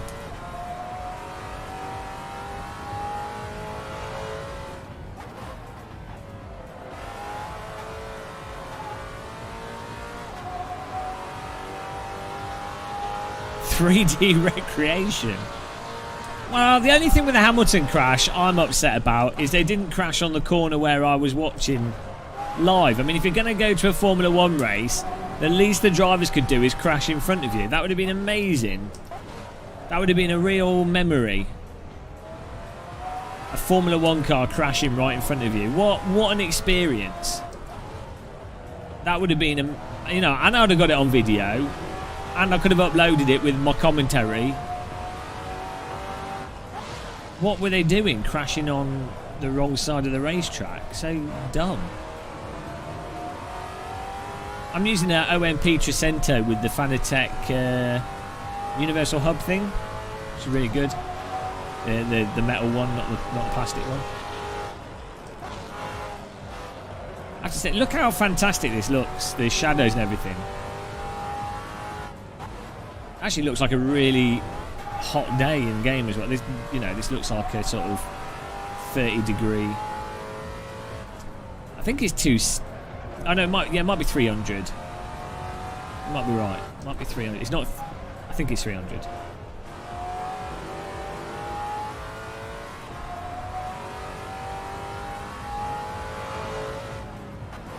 Well, that's why you go to rally races as a spectator. Your dream is to get hit by a car.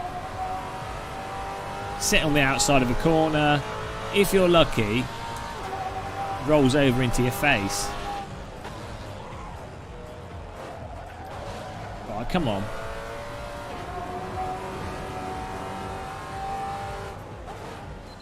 You bastard. Sam's up. Ah, good driving. It's good driving by Sam. Nicely done. By the time I noticed him, I'd already done my braking wrong. Nice overtake by Sam there, though. It's a little tap, but it's good. Did what he needed to do. He's way more confident on the brakes than me. Always same tracks. Now Dom's trying to go around the outside.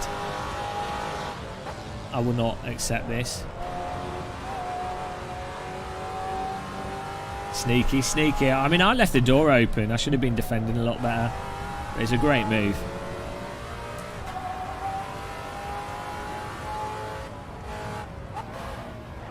Oh, God.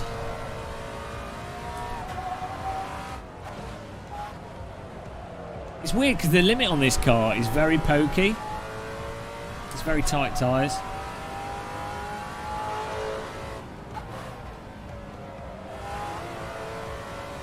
There we go. Why does your gearbox sound like it's about to break?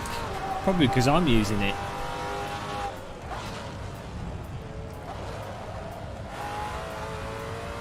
You really want to, like, straight line this.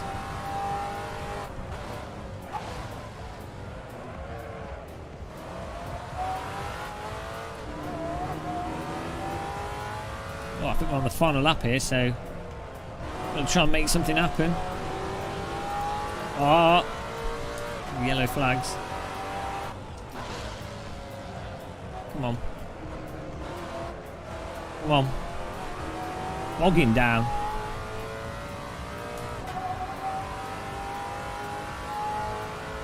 Yeah, I guess people just felt that like they weren't going to get hit.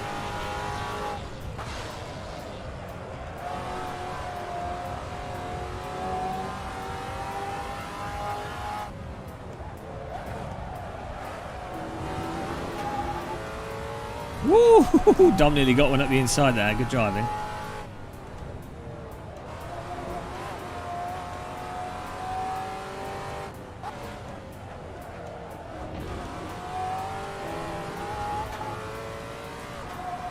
You demand an apology?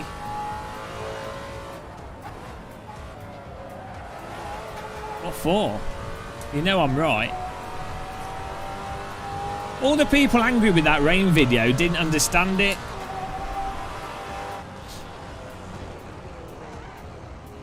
The comments, they'd be like, oh, I disagree with you, and then they proceed to time points where they disagree with, but it wasn't actually the point of the video. Oh dear. Third place is pretty good. Oi! I did almost kill Dom, but you know, it's Dom, he probably deserved it. Look at that. Hello, Wi-Fi thief. How's it going, man? Right, should we do another one in that car? That was nice. Yeah, I didn't see you, Dom. I genuinely, when you're around the outside, you should have just driven into me. You should have just driven into me. My Helicorsa was blocked by my wheel. I've moved it now. But I guess if you'd have driven into me, or I'd have driven into you, it probably would have knocked you off the track. I'm alright, Dan. I'm not feeling 100%, but I'm alright. For some reason, I'm like aching.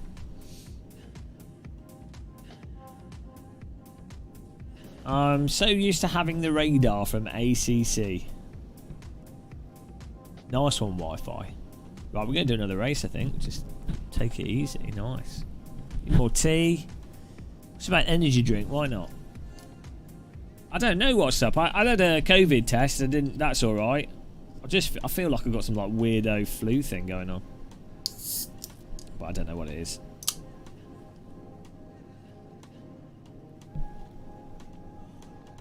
Probably just got a cold from going outside. Some games already have dynamic dampening. The FanLab settings, I think, are meant for games that don't. Yeah, well, the FanLab settings just mean you can do it on the wheel. Yeah, you can choose if you do it on the wheel or if you do it in game. It doesn't really matter. Let's put some new batteries in my.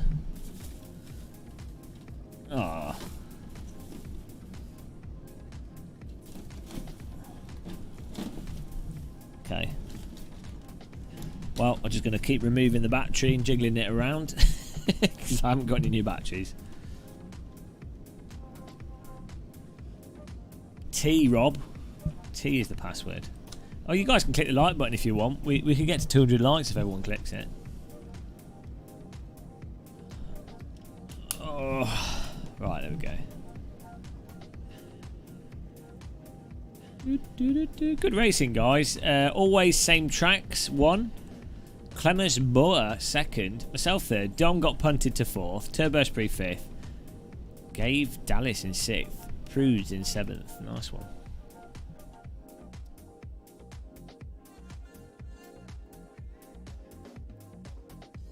Are we doing Silverstone or Nürburgring? Oh, the gamer must have got COVID at Silverstone. Thank you. Are you trying the weather out on this?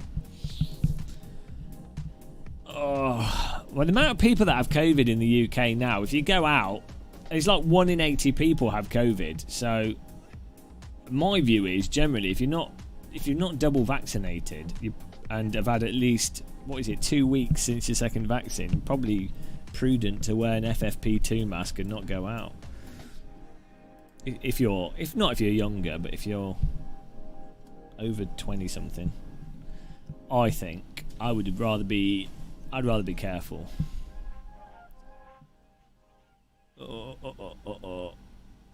Rain doesn't want to. Well, see if I can fiddle it. Oh, my wrists are killing me. Yeah, it's not working. Doesn't matter. I don't mind rain. People didn't understand the video. Some people didn't understand it. I have no issue with rain, but a game has to have a time model that's on a level with, like, it has to have force feedback and physics on a level with, like, Assetto Corsa before a sim should try and do rain. It's like, if a sim can't simulate going over the limit properly in the dry, how the hell is it meant to do it in the wet?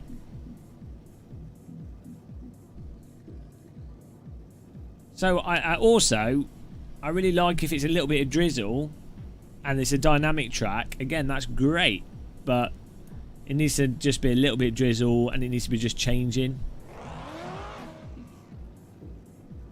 Learn how to drive in the rain.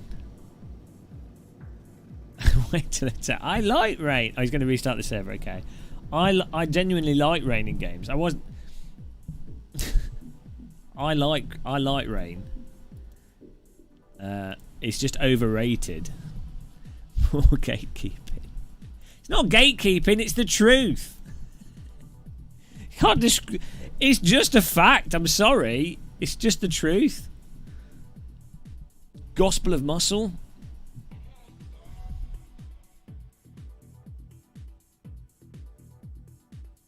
Rain's the best feature in sim racing.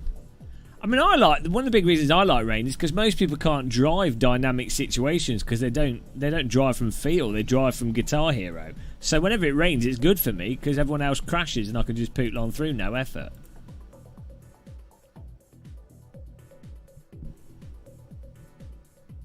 Well, Dr. Longback, you say that, but imagine a rally game that has hardly any tracks in it. Oh, hang on a minute.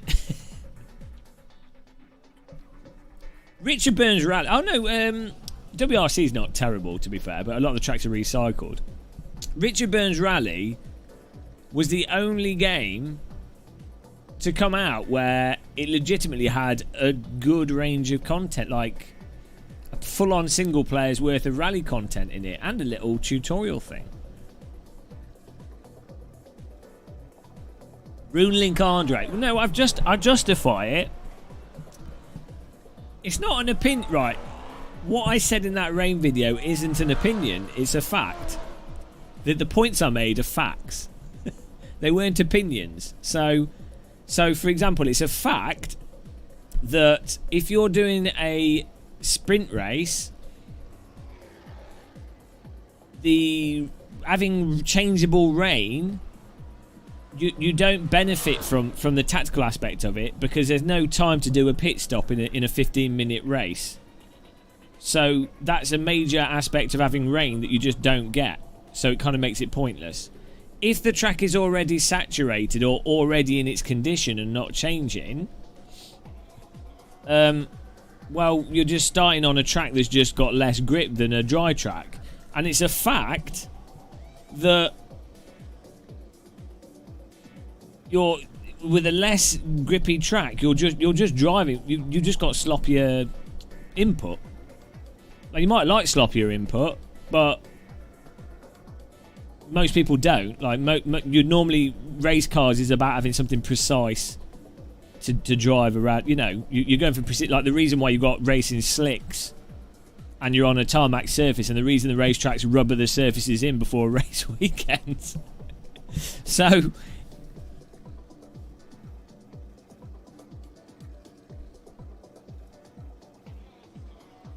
just go-karting and tell me if it's more fun go-karting on a with slicks when it's wet or when it's dry. What will produce better racing?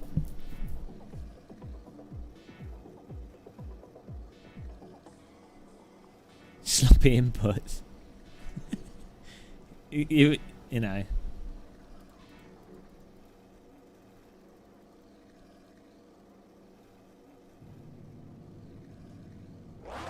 Whoop. It doesn't spice things up though, unless it's like a drizzly rain that happens as you're driving and it's unpredictable. Also, if you've got wet tyres and you're driving in the wet, it's actually easier than driving in the dry if the track's already wet. Like, wet tyres are generally much more progressive than dry, like racing slick tyres. I'm not against it. The problem is, it's like you need a sim with physics and force feedback as good as Assetto Corsa. Otherwise, it doesn't make sense. Like, it's something you would want to have in a sim. It's just not at the top. It's not like there's so many things that would come before it if you're trying to make an entertaining racing title. Hello, Sim Racing Wales.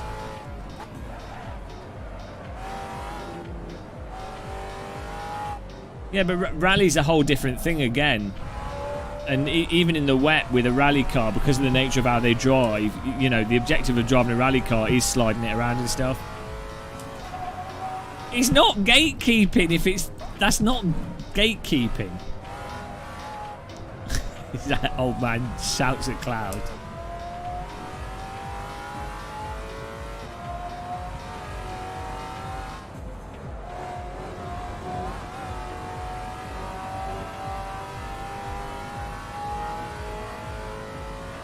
The term gatekeeping is quite silly if you think about it.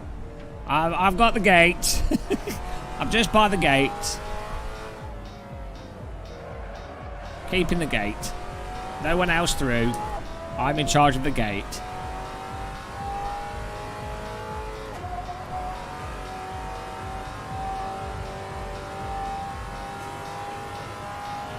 You restart again? You could restart it again if you want to. I don't care. Go for it. If it means we can try different weather stuff out for shits and giggles, why not? I see myself more as a cattle grid keeper, to be honest. I think gates are overrated.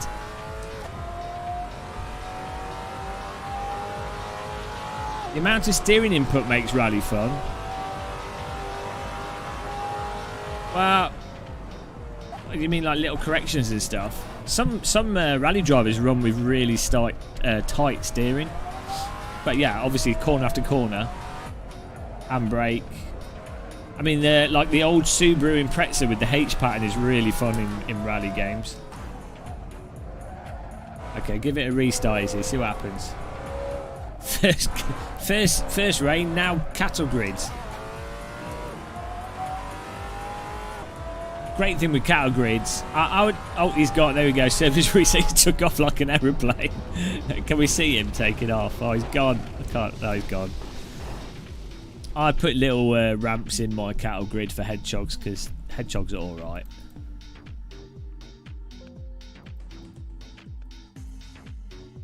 Is it back? Are we good? The amount you have to steer still is down to your steering lock and your steering ratio. As I say, some rally drivers have very, very tight steering. Also, modern rally cars are much tighter than older rally cars. You know, like the 2018, well, even like 2017 to now, the input's like really, really tight. You watch the onboards. The older onboards are mental. I think they've got power steering now as well, so you also don't need to have loose steering or wider steering to offset the strength of the steering rack and what have you. It's just optional. It's raining men. Hallelujah.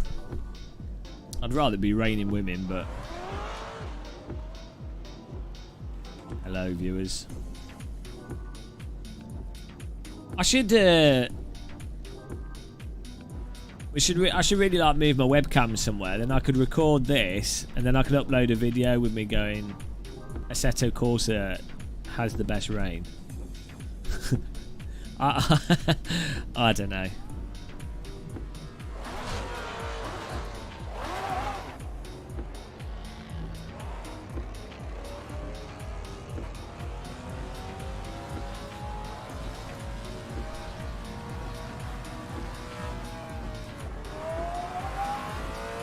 Pretty good, isn't it?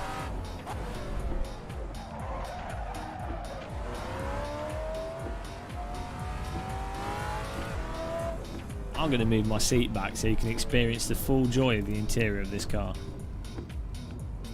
See, mirror. Good, isn't it?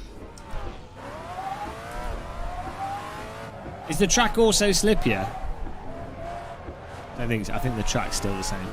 It's alright there.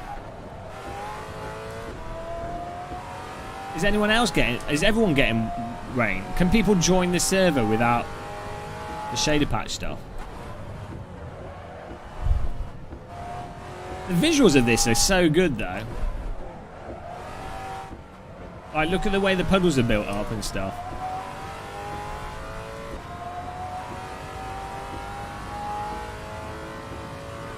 Oh, cheated.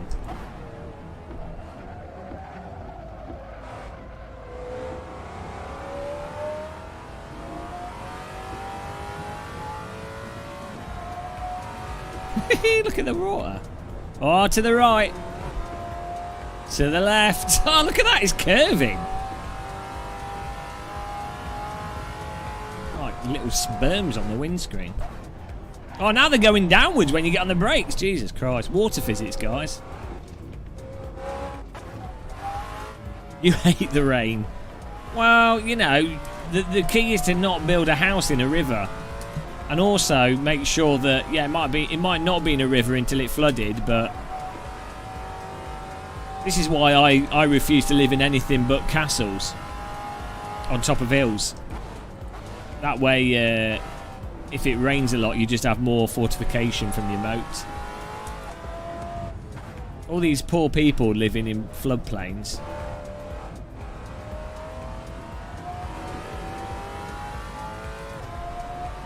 Yeah, I'm driving this as if it was dry. That's how skilled I am. You only need to donate like $1 or whatever to Ilja on Shader Patch, and then you have then you get to experience the betas and stuff, and news posts, and it's pretty good. He's making like £5,000 a month now. He's the new Kunos developer.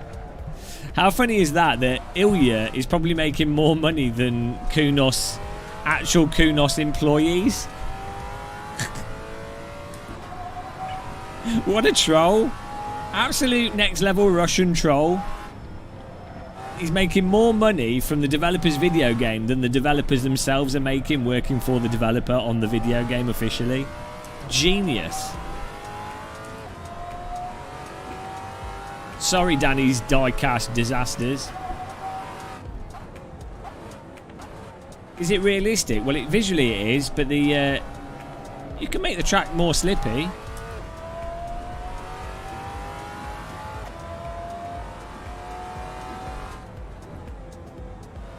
He's a genius. See?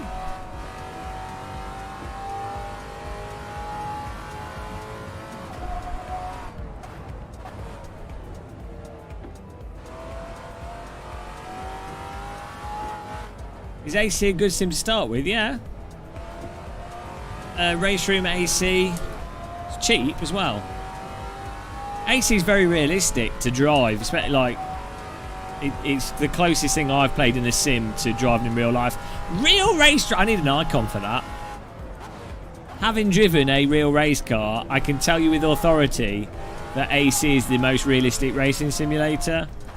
And hopefully I'll get to drive like some kind of Formula car maybe in the next year or so. And I can reiterate it even more clearly. No one will listen to what I say because I'm not pretentious enough to have built up an argument from authority. So, you know, but, you know.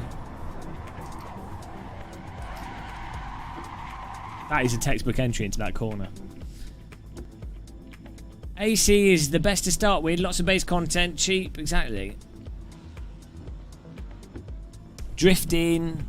Yeah, AC is probably one of the best sims to learn car control with as well, for like drifting and what have you. I'm a real race driver. I need to get that on a shirt. I'm a real race driver! Exclamation mark.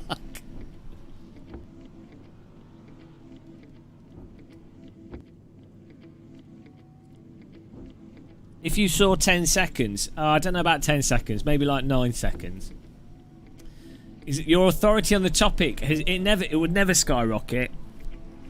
As I say, what's more important is you need to present.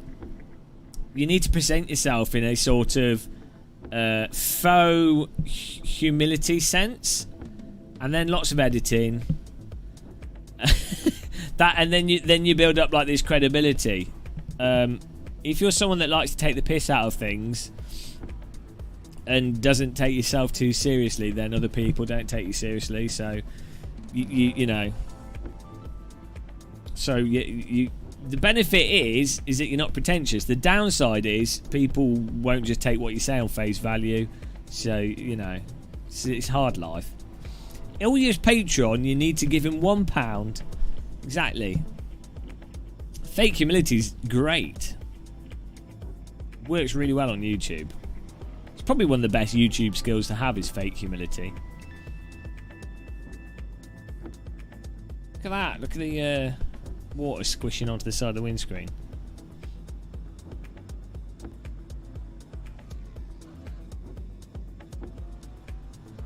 This is what Germany's like right now. It's just a river, the whole country.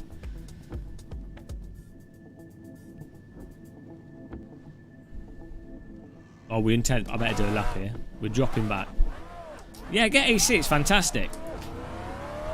To be honest, all the sims are pretty good. Like, AC is just very good value for money and probably the most realistic. Race Room's really nice as well if you want to do ranked online racing.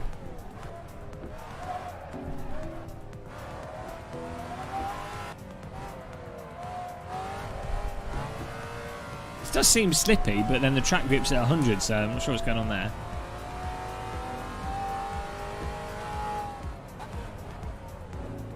I think this car's just quite slippy.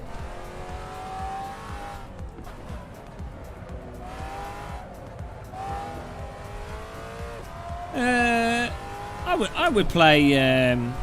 I really like playing Race Room. I think iRacing still has a spot as well to play. Like it's iRacing is fun as a game to get your rating up, and Formula V and the visual damage and the voice chat. Oh, Sim Racing Wales, thank you.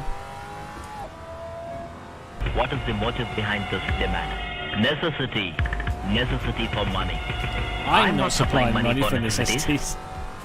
Buy yourself some Teabags, Bojo, leicht lächelndes Gesicht.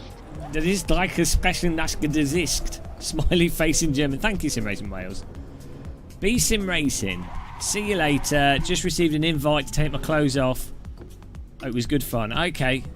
Update on Tuesday, B Sim, for the Russian stuff. That'd be awesome. I bet you'll be in Flight Sim though. You'll have to join me sometime. I'm doing Hell Let Loose. It'd be fun shooting you with those. They're adding those Russian rocket mortars, which should look crazy. It'll be good fun.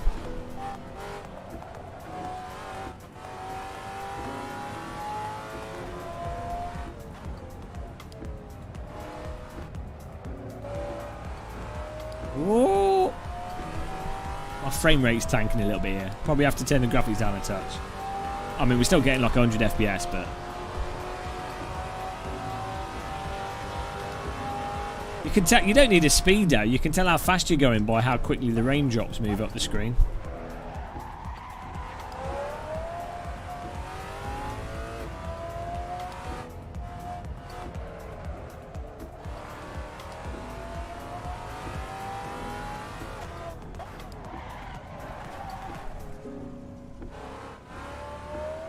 We're gonna find out.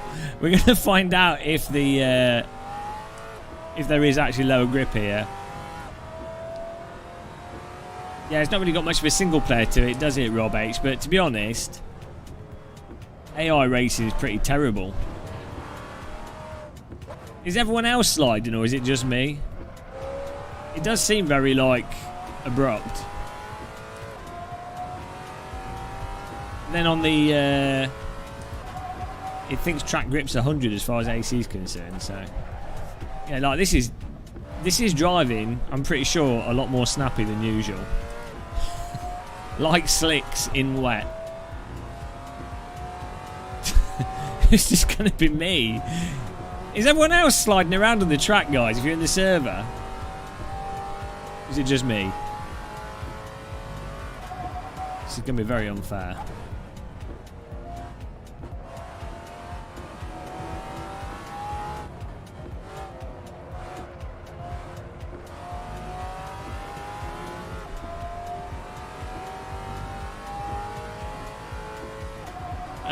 Well, they all have wet mode, Stuart, with the latest Soul and the latest shader patch. It's not done by the track anymore. It's done by I think it's done by shader patch.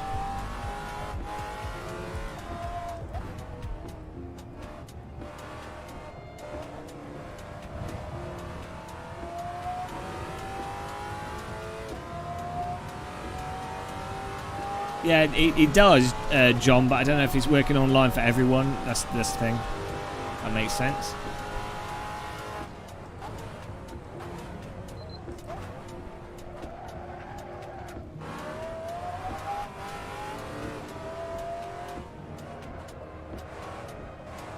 I think this has worked on every track I've played. As far as I know. I mean, you might be right. If everyone else rockets off, it's because they're in a parallel universe from the Rain universe. This is great, though, isn't it?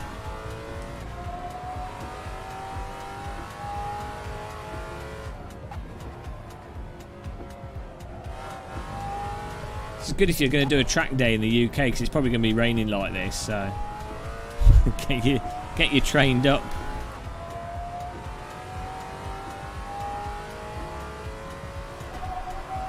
Yeah, this is pretty much peak British summer.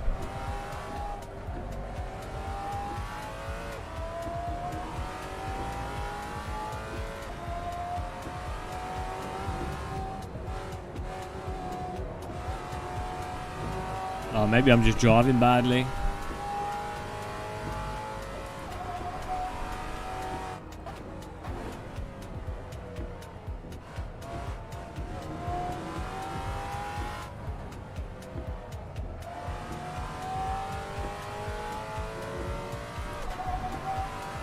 PC's crap.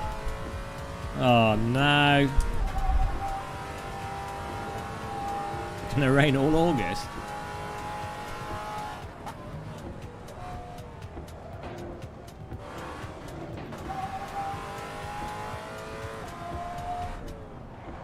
Ah. Well, that was going to be a good lap. God, the brake bar's too far back.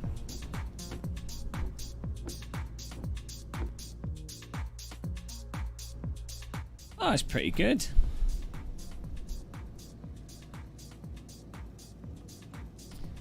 Yeah, ACC's weather's all right.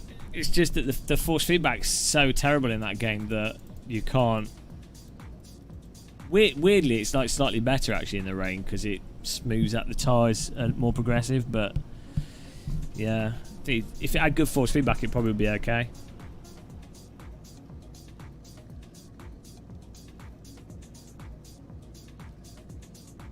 thought Content Manager updated itself automatically these days.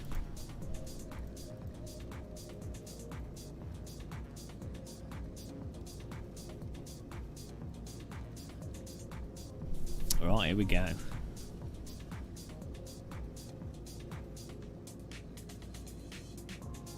Rob Bob it can do in single player. We don't know if it's working properly in multiplayer. I don't think it is. But yeah, it can change the track grip. If you're doing single player stuff, you can set it so it does that. But it might not be fully working in much like Borowski, no, it doesn't. It doesn't matter what you do with your force feedback. Nutella Bra, you notice Content Manager update file popped up. Nice. Well, no, I might be sliding around because of my bad driving. Might not be the rain. Could just be me driving badly. I had no idea. I don't know how much grip this type of car has. You know.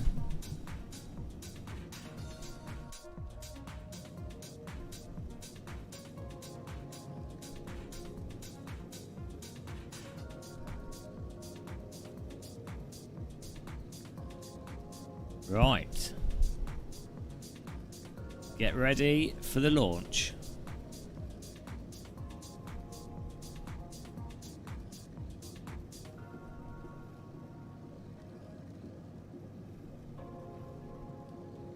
Oh, you can see the lollipop reflecting on the dash there. That's weird. Server placebo effect. Well, you know, I'm such a talented driver. I just don't know. I just drive to whatever's there. I don't know. I don't know what's wet or not. I just drive. Just drive. Just drive. Like the song.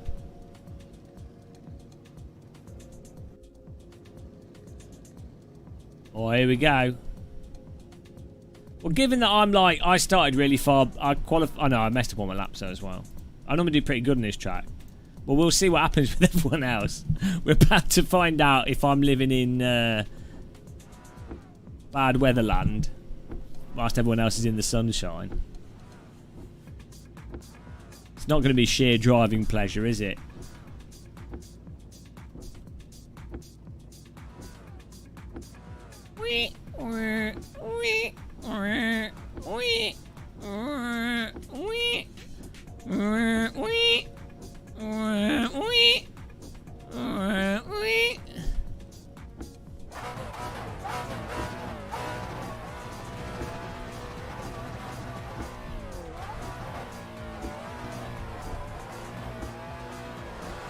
Here we go.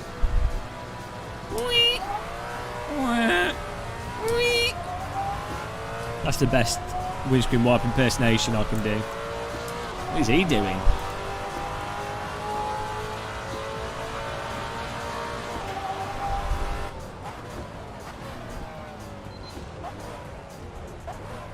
Good takedown by the car in front.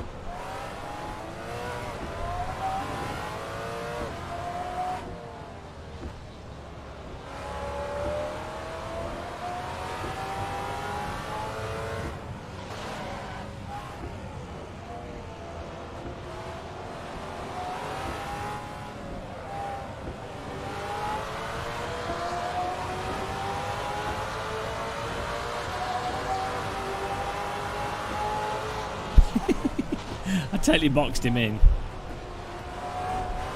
Like an Amazon packing house.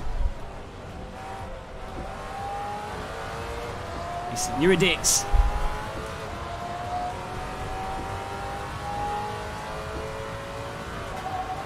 Well, windscreen wipers are pretty important.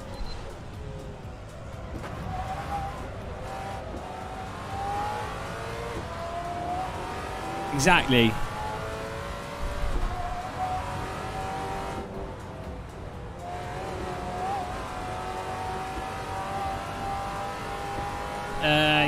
Well, I wouldn't say it depends.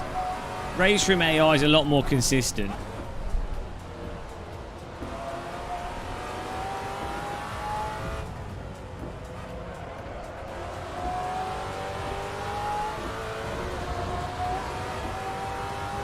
This nice little convoy of cars here.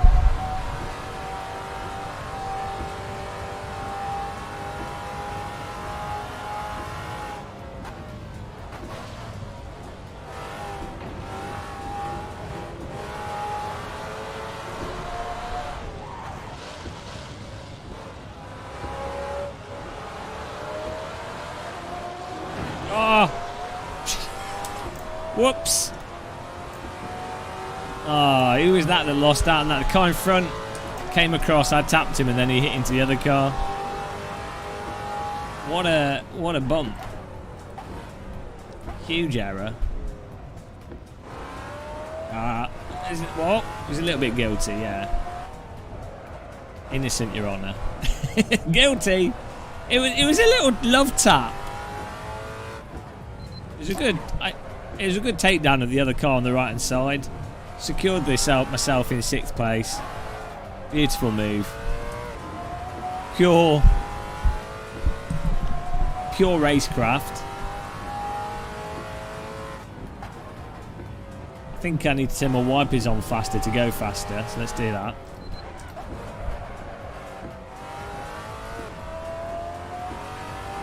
In the bum.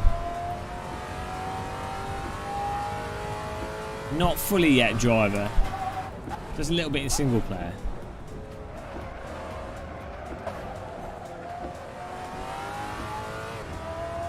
Wiper attack. The faster the wipers, the quicker the lap time.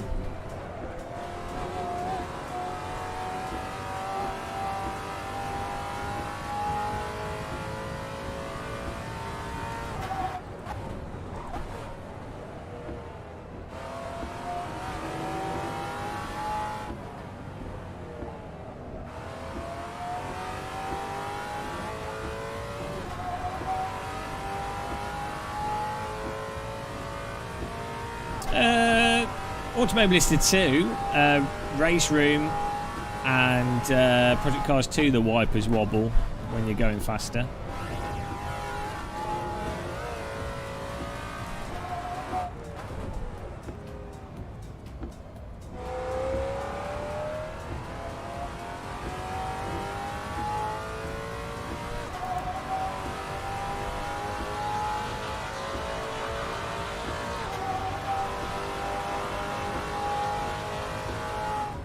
You don't need them, but they're attached to the car, aren't they?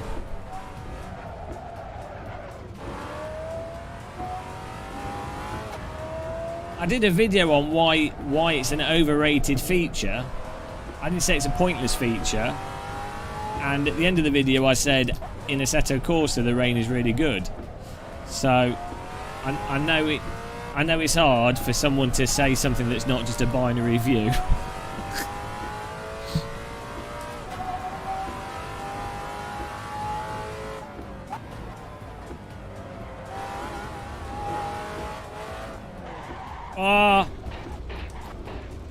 Just testing the grass physics.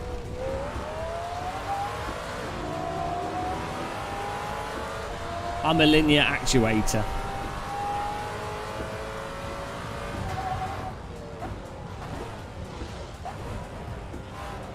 Who's this in front of me? Steve and Eurydice. Unacceptable.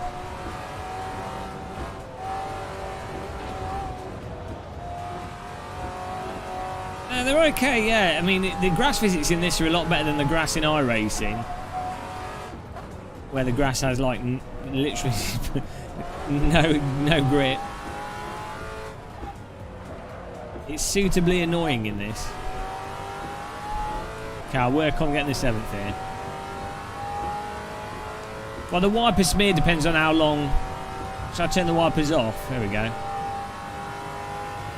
That's great. Now I'm like in a car wash.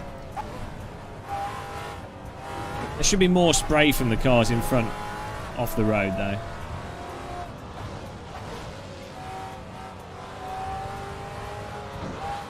Oh, great overtake.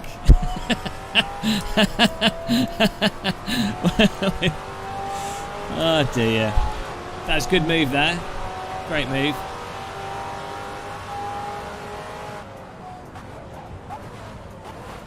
Brought to you by Twinings Tea, sponsored move of the race. Pretty textbook way of passing a car on the track, that.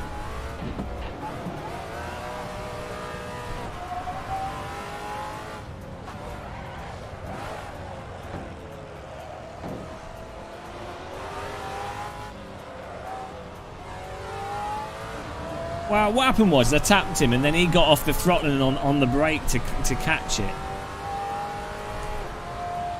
Which then made me keep hitting him. Should have just put his foot in the accelerator. He's alright.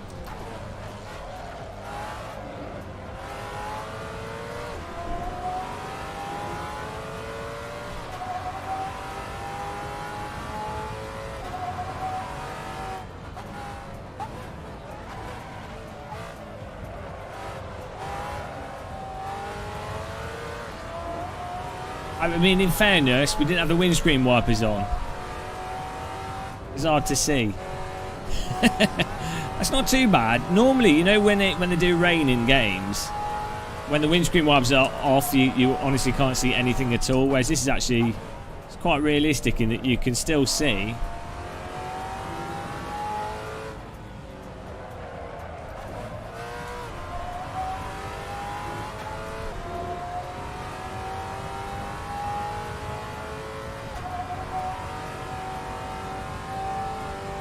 Oh yeah, well that's what the weather's there for. So I'll put the wipers back on. If this was an EA game, you'd have to pay for the wipers to go back on. That'd be like a DLC. There you go. Psych out. Yeah, this is basically summer driving in the UK. It looks nice though, doesn't it? I want to stick my hand out the window and get a bit of spray on my hand. I can't wait to go driving and like cruising in the UK in the rain, for real. In Muscota City go.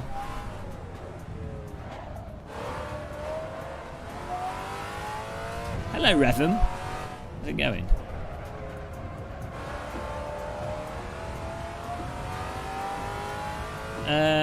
What are good apps for tyres? I don't know. Race Essentials?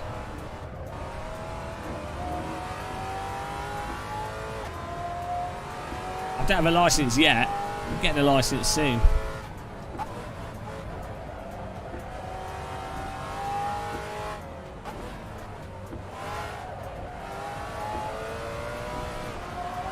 Getting a boat.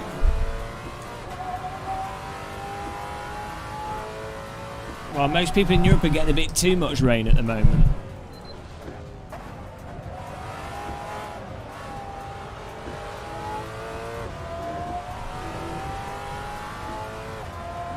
There you go, FFB Clips are good at.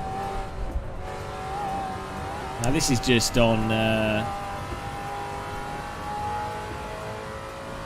this is Izzy hosting a server.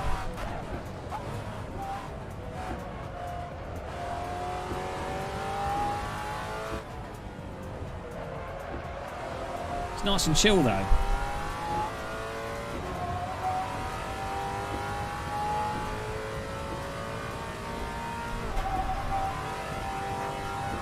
What's the thumbnail? Teabags. Scotty GT in front of us here. Ah, bloody hell. I need to sort my steering, my force feedback. Tripping over the car. Where's Sim Expo at the at this on the left in a second? Here. There it is. Oh no, it's further back. It's where the roller coaster comes out of the building, is where Sim Expo is. Or like the start of the building.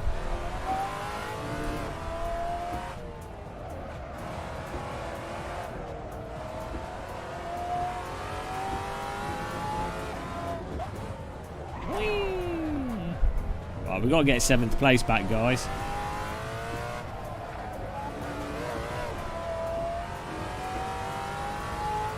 I was hoping to.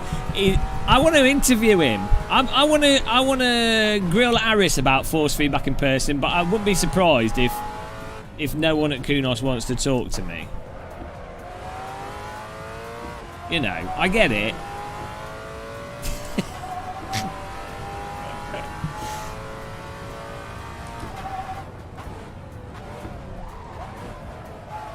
It'd be good to have a debate. Aris is a nice guy. He's a nice, friendly guy.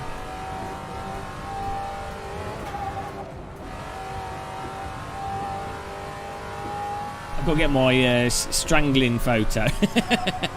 The yearly Strangled by Aris photo. That's my Sim Racing Expo ritual. To be honest, I just want to chat to German girls. It's not at Sim Racing Expo, but in Germany. You know, the Sim Racing Expo is just nice to see. See people I know that work in sim racing. But most of my excitement for Germany is German women. I can see that being quite distressful.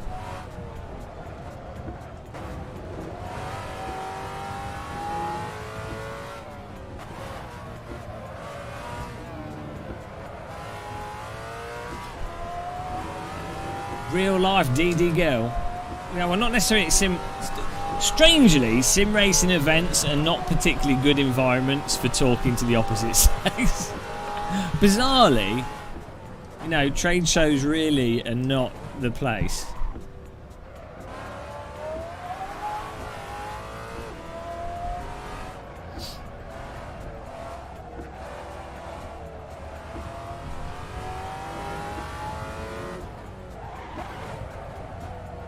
Oh, come on. Oh my giddy aunt.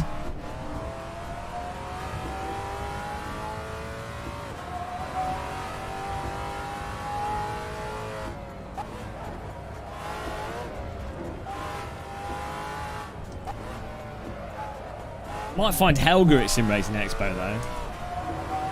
Hello. You need the latest version, Kajal. And then there's an in-game app. Tortellini's only fast because he practices so much. I've not had Tortellini's never beaten me in race room, so or anything I've practiced at. So you know, we'll have to see with Tortellini. Can he compete against someone that's had the same amount of practice as him? I don't know if he can. He literally just he drives like a Guitar Hero player. You watch his live stream, he's there with his VI headset turning 14 million laps. You know, it's cheating. People that practice, I hate that.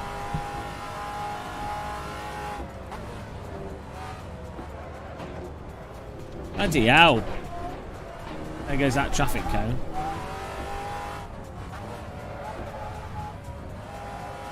Exactly, Trevor.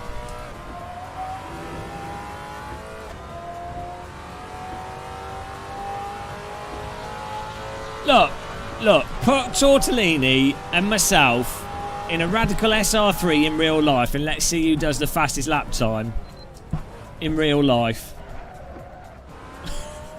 Shootout in a real car. Then we'll see. He'd probably win because he doesn't weigh anything. He'd probably be faster than me in real life. I'd have to cheat. I'll get him high or something. Get him drunk. Distract him.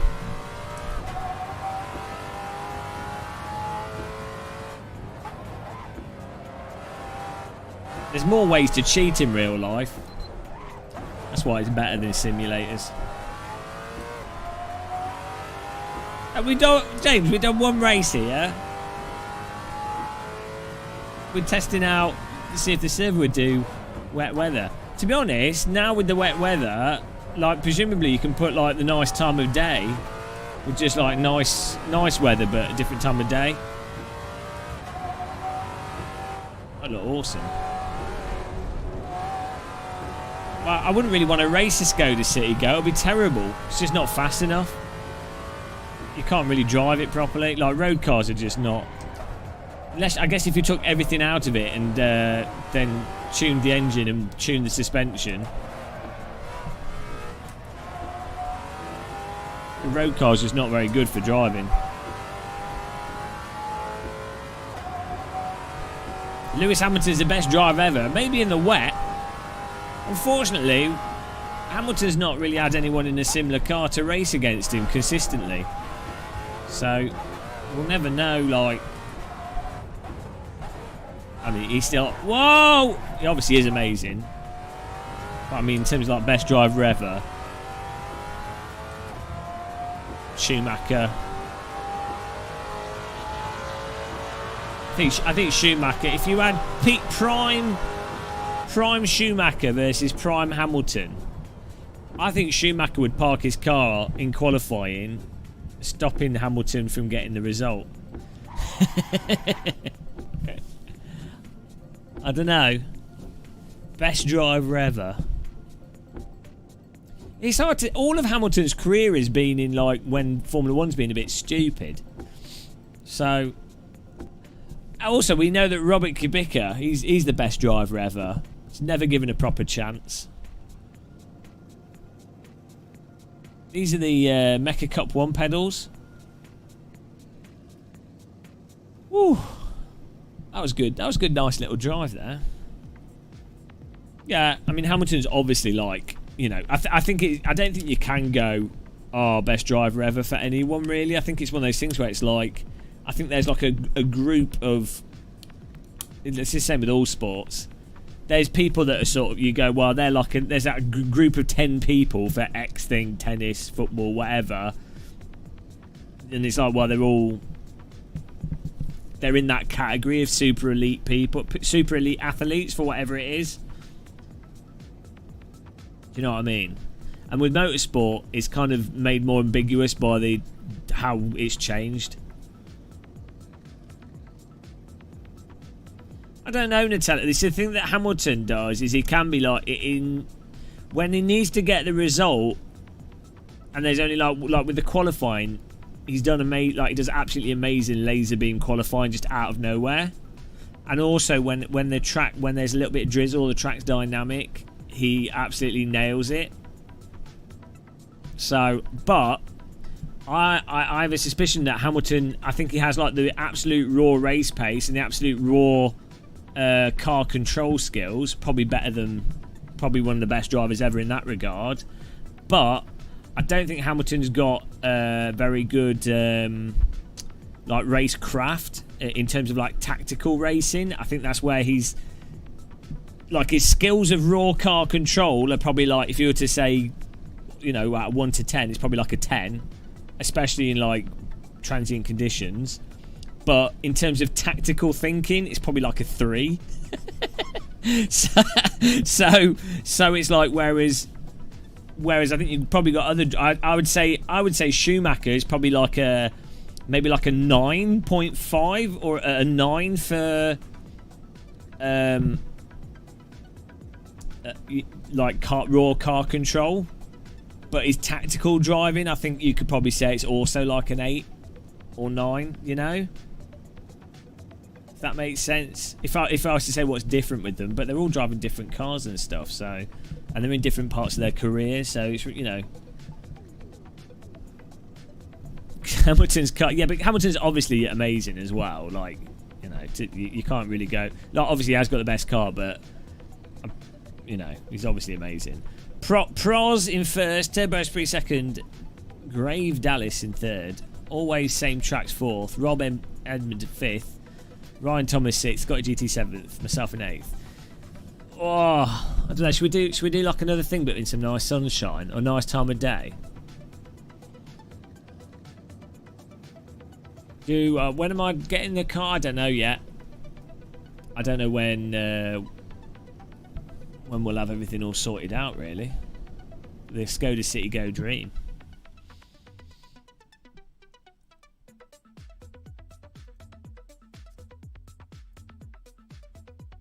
Can we have a different car maybe as well? Hang on, let me have a look through the cars here. Should probably go to bed soon. Chris Bow. What else is a nice GT4 car?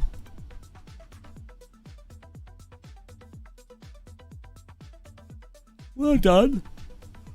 Sorry to say what I think of the Hamilton Verstappen thing. Well, I think Hamilton drove into Verstappen.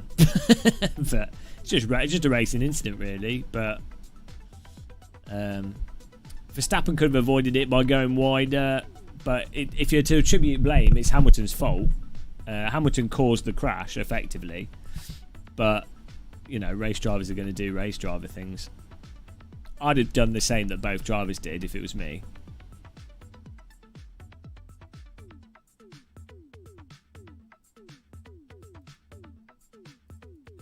We could do a Porsche or something.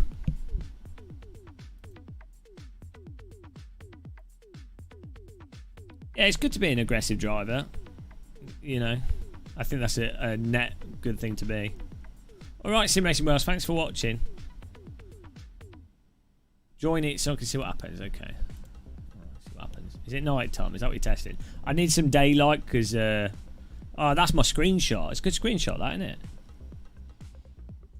Top notch.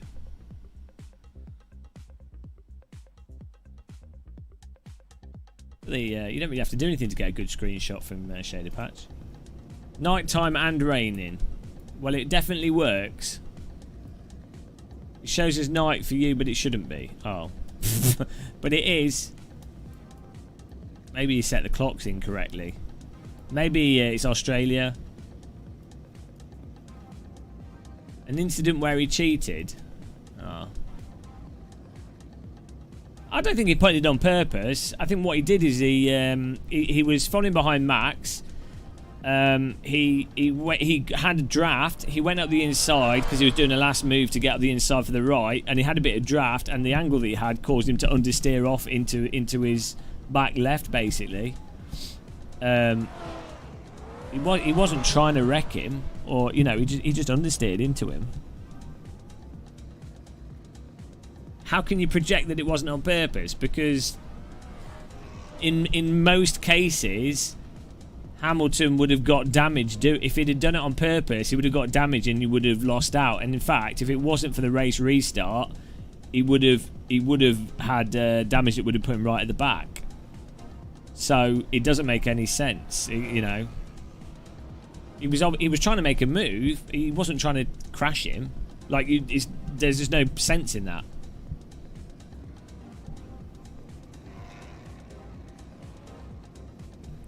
If you're going to crash someone in a Formula 1 car, you wouldn't do it that way.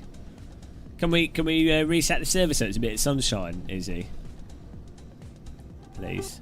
.com.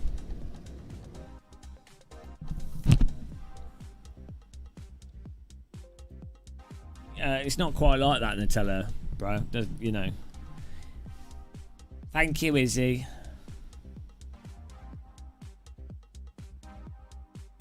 Yeah, if you think it is a deliberate crash into the other car, you can tell from the timing of it that it's not as well, because from the way that he understeered into it and was going into it, it's like the only thing deliberate would be, we expected the car on the outside to maybe leave more room for no reason.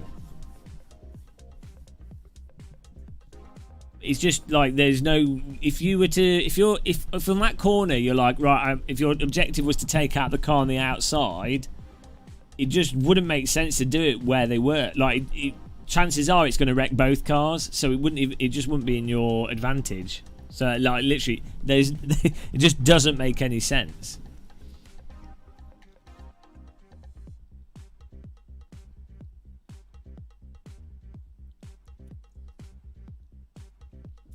He was understeering Nutella into the. He had the draft. He moved to the right.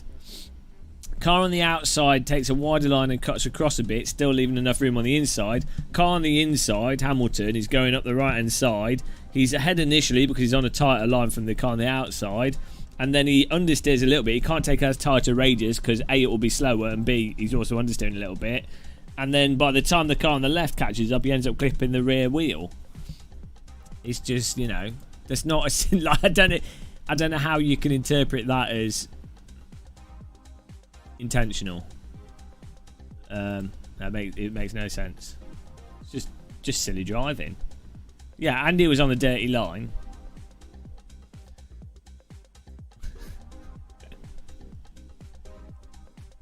I'm not a fan of either driver particularly. You know, I don't care. I'm all. Oh, it's night time again. Izzy, you've got the clocks wrong. Why does it think it's night time? Maybe I can edit it on mine. Is it just ignoring the? Maybe we just need to turn it off. Oh, can we just turn it off then? Because it's raining still as well. Can we have sunshine, please? Sunshine and... just make it middle of the day. Need a bit of sunshine.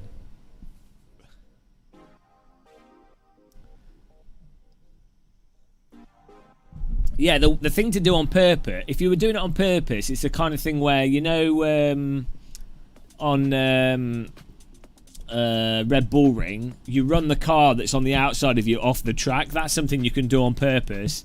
Get away with it. You probably won't get any damage. And the car on the outside ends up running off the track and losing, you know, they lose the position and place. That's what you do on purpose.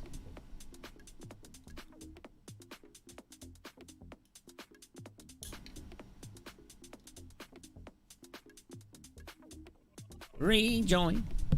Thank you.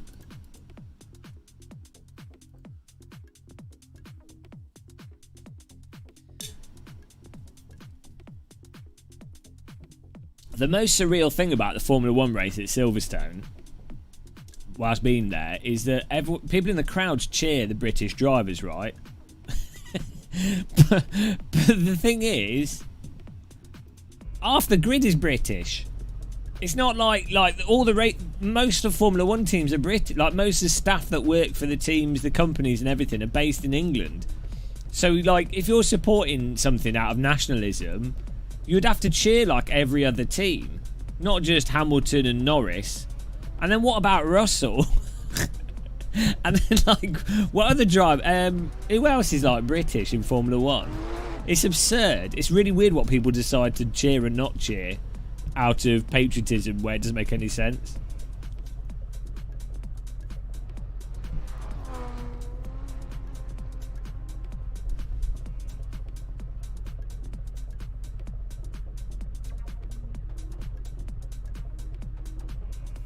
In the end, that whole Hamilton thing, it was a great move because Verstappen ended up crashing, gets wrecked. He then can't do the race. Race is red flagged. Race gets a restart. Hamilton gets to repair the car for free. Really good strategy. So it actually was really good racing by Hamilton. Even if it was accidental, it was entirely the correct thing to do. You would do that every time, given the chance. Pro racing. He tapped his centre of gravity. What does that even mean? Yeah, you're Nutella, bro. You're mental. Just because something happened doesn't mean it happened intentionally. It's like,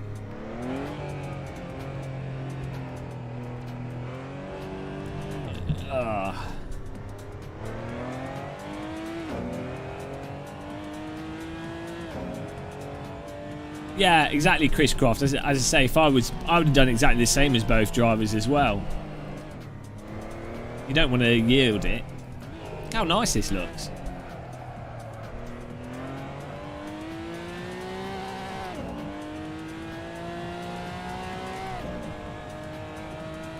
Yeah, I'm not even making that argument. The point is, even if you... I don't know, I've explained it. I can't explain it again. You've obviously just made your mind up and you're not going to change your mind. Even if you're crazy, even if you'd made a decision to wreck the other guy, you would not wreck him in that way. That's the point. It doesn't... Like, even a mental driver doesn't do something that 99.9% of the time would wreck themselves. Like, think about it.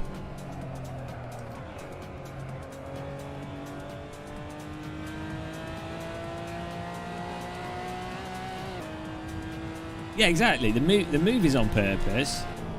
The understeer and subsequent smashing into the back of the car left wheel isn't. I don't have a favourite F1 team, to be honest. I just like seeing nice racecraft, so unfortunately that's not something that happens that much. I'd like to see... What I'd like with Formula 1 is to just see all the talented drivers in similar spec cars, so we get more entertaining racing. That's all I... You know, I'm not watching... I don't... I just want to see good racing. I honestly don't care who wins. It'll be like, over the course of a race, you'll see like a driver do really good driving and stuff happening, and they'll be like, oh, it'd be nice to see them win because they deserve it.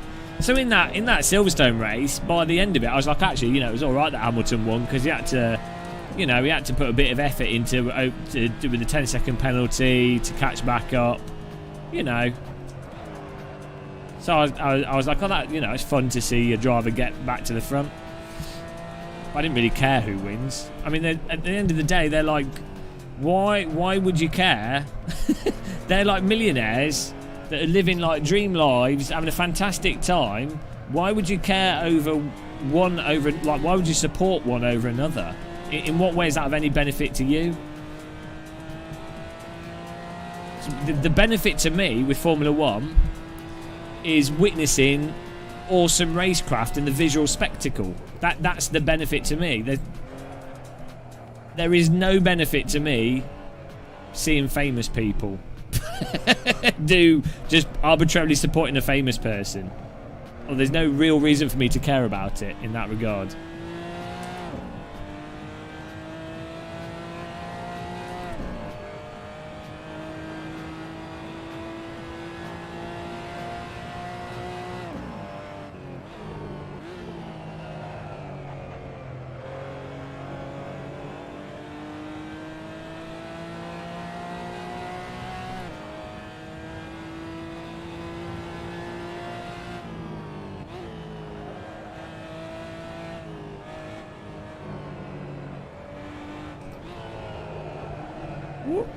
Nice and smooth. Yeah, it's just nice seeing people do entertaining stuff.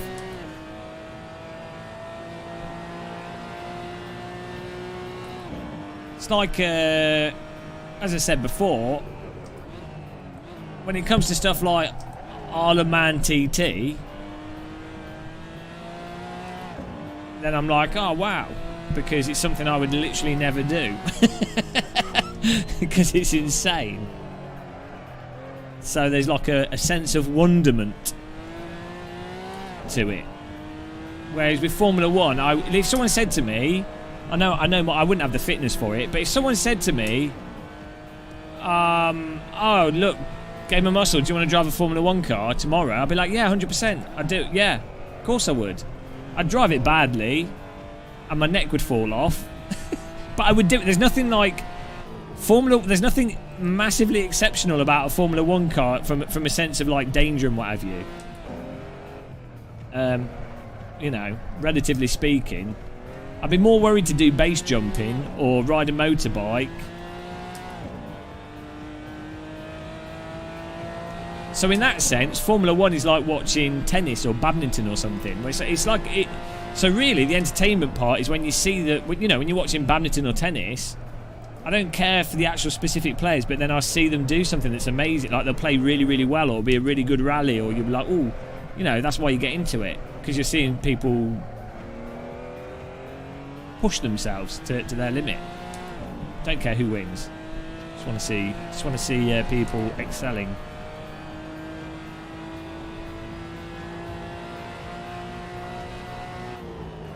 How do you relate to one driver over another driver, James? Like, in what way do you relate to them? They're all like really rich people that, like, I mean, relate to them in the sense that you relate to anyone that you don't know. I'm not saying, not to see them as they're humans as much as you relate to everyone to an extent, but as I'm saying, I don't relate to them any more than I would any person on the street, any arbitrary person. Hello, Mr. Sholomir. Yeah, I just don't get why you would follow one specific driver and not just like see a bunch of them over time. Yeah, I mean, yeah, it is ultimately arbitrary as to why you might support one thing over another, but I just, it's nice that Verstappen seems grounded. Norris seems like a pretty grounded, normal person. That's just nice. I I have as much attachment to a Formula 1 driver as I would do someone I just happen to be chatting to for the same amount of time. do you know what I mean? People elevate actors, people elevate people that are famous as if they're better people than other people or more desirable or like whatever just because of fame. Whereas they shouldn't really. Everyone should treat everyone pretty much the same. Or I don't know, maybe treat nurses and doctors and teachers and bin men and people, you know, people doing stuff of actual value. Maybe treat them, elevate them, so societally elevate them, but not sports people and actors and stuff, you know.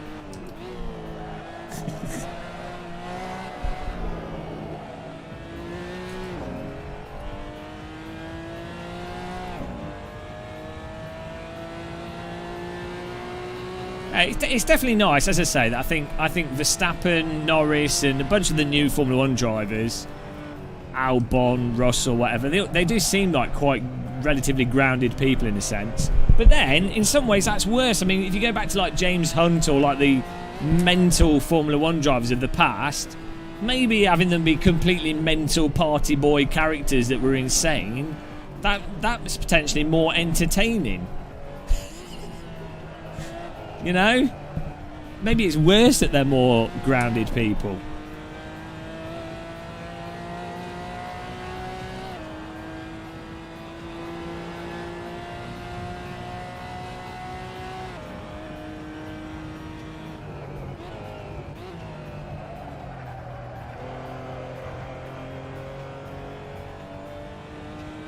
Well, yeah, that's it. We've got Anderson Scholomir, the next Schumacher.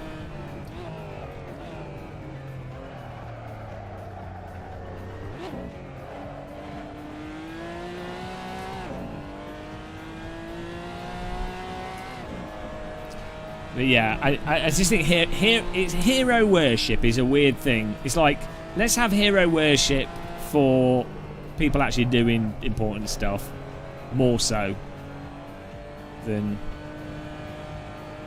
actors and sports personalities. Controversial view there.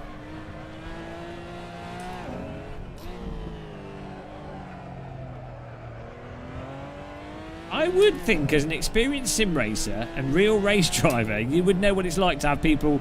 Nobody aspires to be me!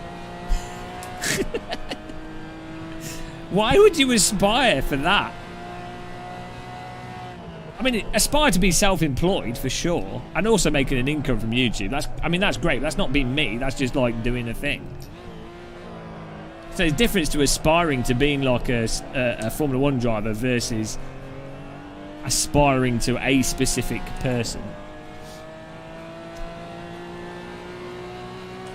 Soldiers to get admired. Well, they are, aren't they? Generally. I think they get more admiration than people in other fields. You got a TD Gill.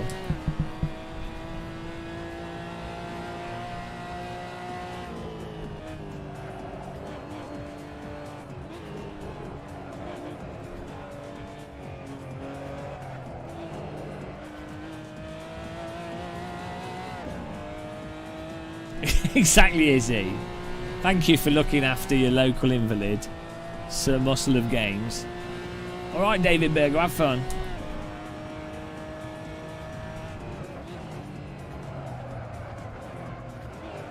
Guys, if you want to get on the server here, search for Game of Muscle, password is T.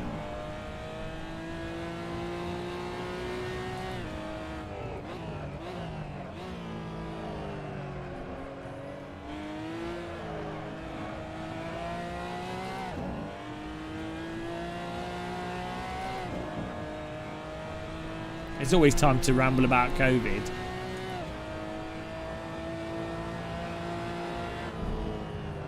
Oh!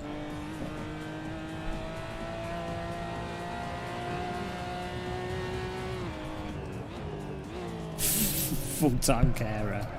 Unfortunately, due to austerity, you're no longer paid for your work.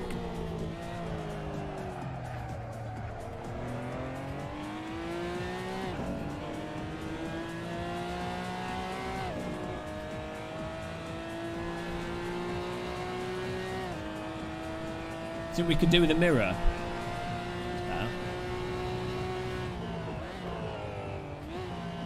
At the end of the year, I don't think it'll go back to... Well, I don't think it'll ever go back to normal. To be honest, there's a good chance there'll be additional pandemics. It's a weird one that we only had COVID over the last 70 years. Like, statistically, you'd expect at least 1 or 2 pandemics every 100 years or so, every 50 years. And also, COVID's not that bad as on the scale of pandemics, so... Yeah, I don't think things will go back to normal, but in terms of COVID, you're probably talking mid to end of 2022, assuming there's no new variants, or assuming there's no variants that are completely vaccine-proof. Then yeah, probably for some degree of normality, it'll probably take to mid next year, to be honest, when effectively 90% of all populations are vaccinated fully. But the problem is that the only way to tackle COVID properly would be for all countries to tackle it in unison and effectively do what New Zealand and Australia have tried to do, or even what China did partially and what South Korea did a little bit. But so you know, you do have a chance to eradicate it, but because a lot of the countries, UK, India, America, Brazil, just didn't address it properly, basically it gets into a state of it being an endemic disease, so the only way around it is to everyone to be vaccinated. So it will always be with us to some extent, like a seasonal flu. Keep getting vaccinated. Civilization as we know it's near its end. Maybe not. People have been saying that for many thousands of years. And also, technically, civilization as we know it is always at its end, if you think about it. I mean, things changed pretty drastically after World War I, then after World War II. And since the revolution, like IT revolution... Throttle! Oh, hello. To support ICGM's social worker. Jesus Christ. Thanks, Ash Hobson. Oh, that's nice. You sent it to the wrong bank account, though.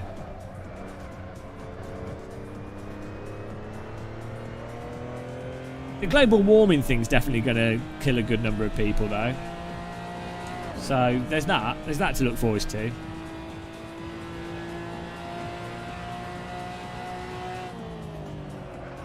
Yeah, the overpopulation thing's a bit of an oversimplification, because with the current technology we have now, you could support 2, 3, 4, 5 times as many people that currently live on the Earth, but you need to.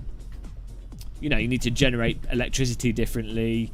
You need to grow food differently. You know, people have to eat different food sources. Water has to be managed differently. The Earth, and with our technology, you could easily support way more people than we have now. Like, on a magnitude more people. It's more to do with how it's managed. But yeah, under the current system, if you were to keep expanding industry and stuff for countries like China, India, whatever, do what we did in the West in the developing economies, then yeah, you're totally screwed. But you know, there's nothing we can do, so just try and enjoy it. Yeah, if people distributed wealth and maybe put it into like sciences, that might help, but.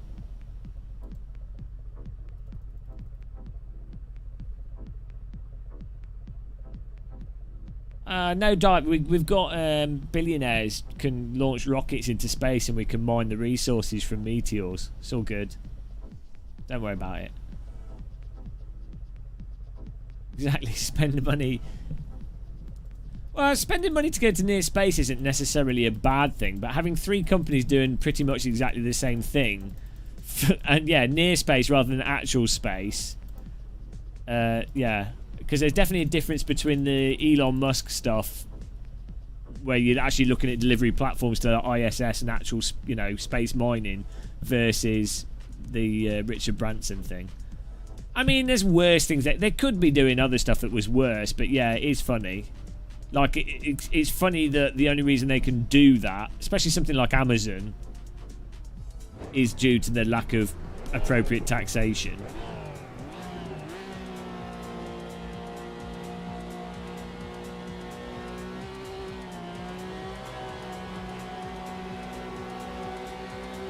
Oh, missed the start there.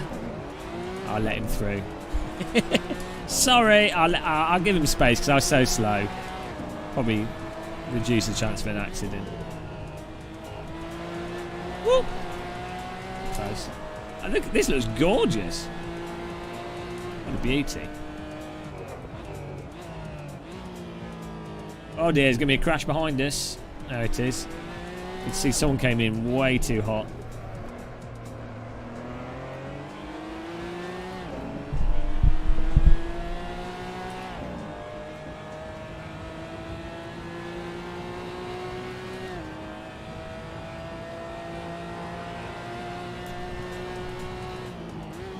Yeah, I don't know. I think you just have to try and enjoy things as best possible and not get too depressed. Which is easy for me to say, having a nice house and living in a nice place and having people send money to me on the internet. It's not easy when you're renting and not earning any money.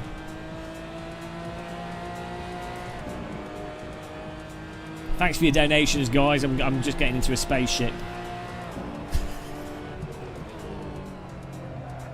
I mean, I'm part of the terrible capitalist system, so... I mean, they could probably implement that, you know, Terj. You know the weather system that's in AMS2, where it grabs the current weather? That database, that data set for what the current weather is like publicly available. So Ilya could probably implement that. And that would actually help for servers. So, like, you know, you could have it so whatever track it takes the day's weather. Hello, Lee. You're not working today? Or you're not at a racetrack? Can they not eat cake? Oh, Jesus, this car. I think you can change the brake bias in the car setup, but you can't do it when you're driving.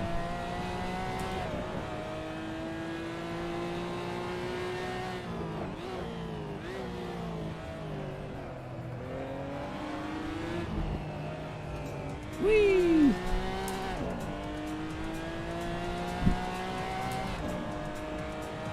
Well,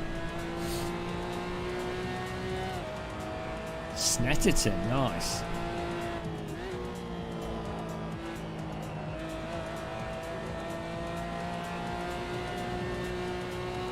Yeah, you really have to get the speed off in this.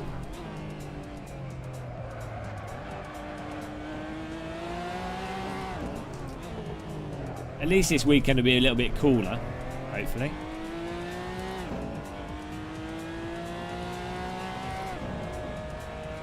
Oh, maybe you can, Tej.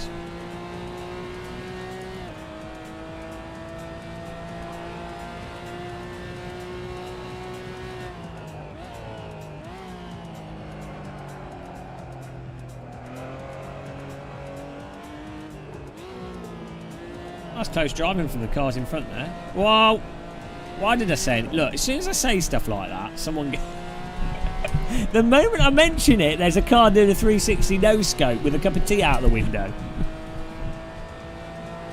Way too raw. Oh, it's all right in my basement now. Oh, it's like 17 degrees where I am. It's been cloudy all day. It's quite nice. I've got an aircon. Portable aircon was like the best thing I bought after my graphics card. I think it was like 400 pounds? Oh, maybe it was less than that. It was like 350 pounds for this portable aircon. But honestly, it has paid for itself. In terms of me being able to sim race and stuff when otherwise it would have been too warm. Hello, G Hammer. Yes. I really want some yogurt. I've got addicted to real Greek yogurt, not the zero fat stuff and not the Greek light, but like the legit real Greek yogurt. So good. With a bit of honey in it. Hello, Totit. Absolutely fantastic. Oh, we've got... Where's it? Oh, no.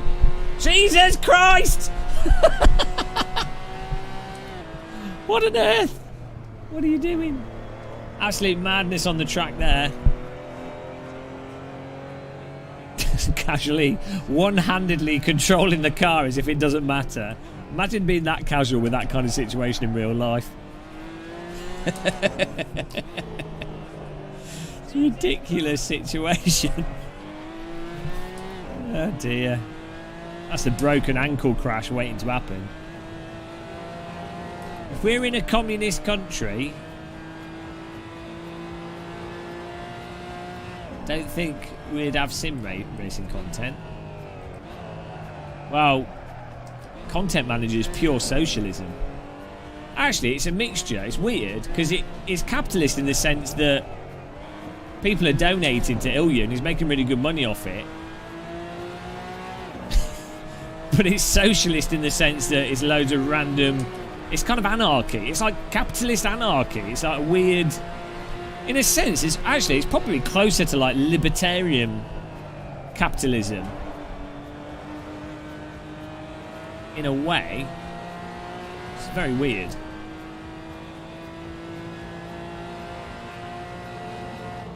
But it only exists on the backbone of computing that is very socialist. It's a complete mishmash.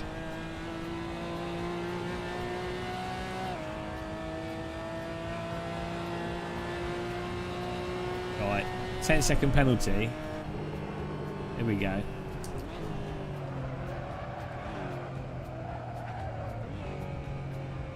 No! No! No!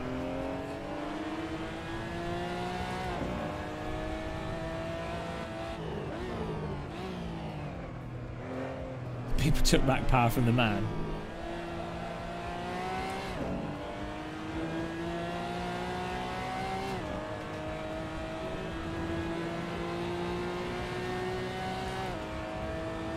I don't know if they are all selfish and greedy though, Terj. So I think the selfish and greedy thing, basically humans generally aren't evil. Innately humans aren't evil because it takes more effort to be evil than it does to not be evil.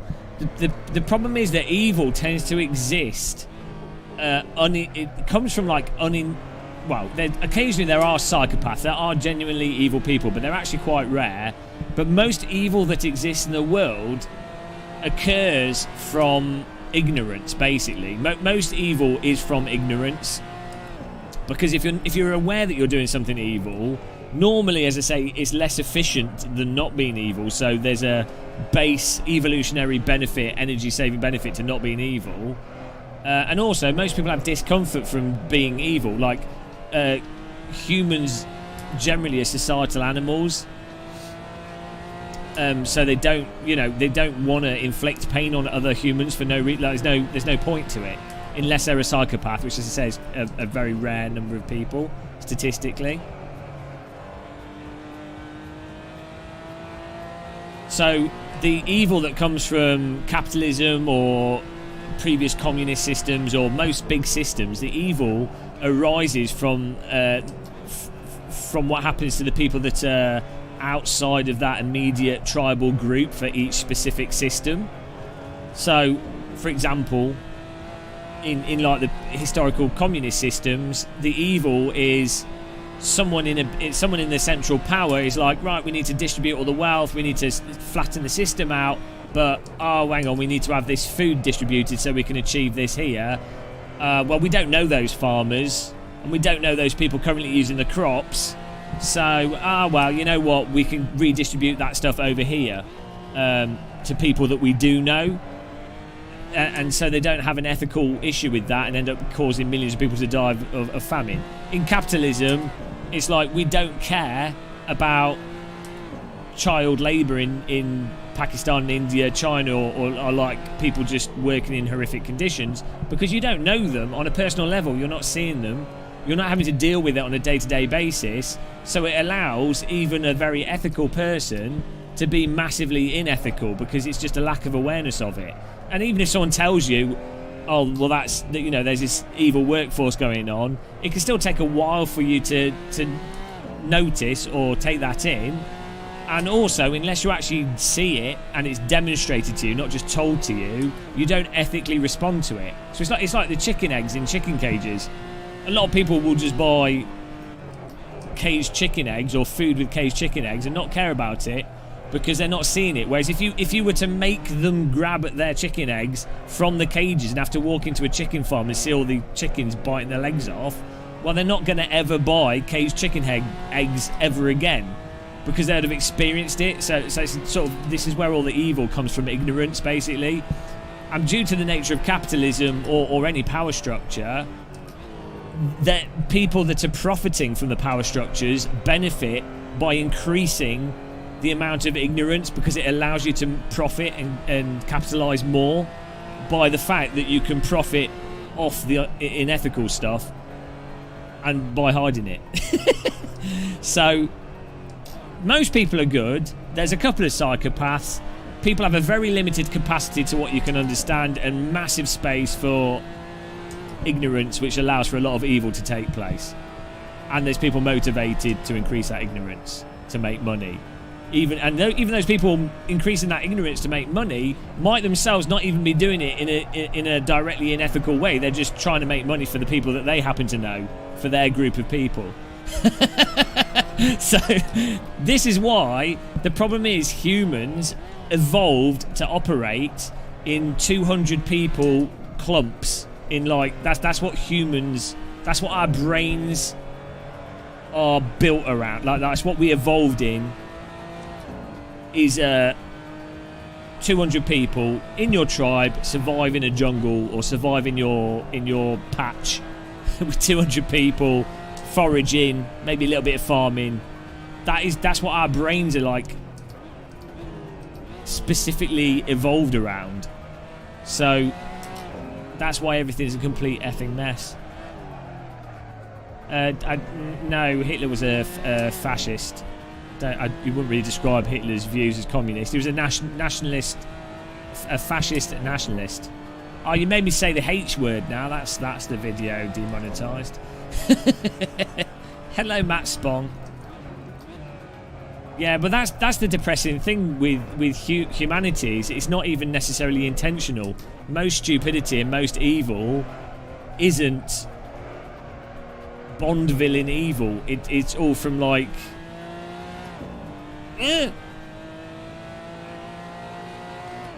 It's all from like ignorance and just the fact that our brains are stupid. Heavy topic. Back from your pub. No, this is typical. How's it going, Mike? Fair play to you.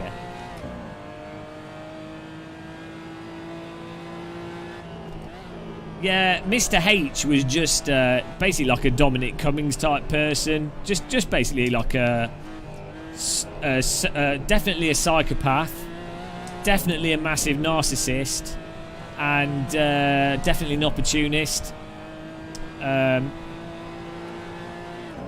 Probably mostly that, really. Just a psychopathic narcissist. And then those types of people tend to do very well when you've got a desperate society that are looking for simple solutions to complicated problems. That's where they get in. So you hope that democracy can fend off against that, but probably won't. We'll keep repeating the same thing over and over again. So just try and enjoy stuff before you die. Also, things are really unpredictable. Like, for all you know, I've said this before, we could address like global warming. We could have some like united movement to do all the right stuff, and then a big meteor just hits the earth and it was all for nothing anyway. Reality is just it's a massive troll, which is quite good in a sense, because I think you can get very depressed looking at stuff and you can go, oh, nothing's been addressed, and oh, this is all wrong, and this is all a mess, and when it could be solved. That's very depressing. But if you also remind yourself that literally the whole earth could just explode for no reason at any minute, you're kind of like, well, actually everything is just a bit absurd, and that's just how it is. I don't know if that's calming or just fills you with existential dread. I don't know. being aware of the absurdity, I think, is very important.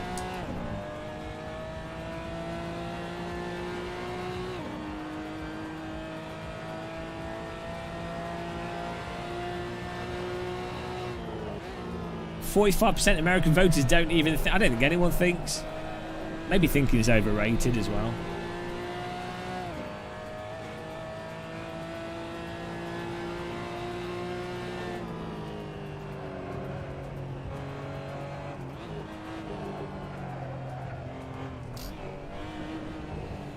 Yeah, well, I think the thing is, he is with America and the UK, or most large countries. The visual leader isn't really the leader of the country. It's kind of like it's like the equivalent of like a queen or something, in a sense. They're more just like a visual figurehead. It's more like the cabal of businesses and the cabal of influentially connected people in the various houses and what have you. Yeah, like the whatever specific deep state. They're the real. You don't know who they are. It's not a conspiracy. It's just like they're just people that with like big business interests and very politically connected and doing stuff that's expedient for their interests. Those are the people that control everything. That's how it's always been since like medieval times. For better or worse, it is whatever it is.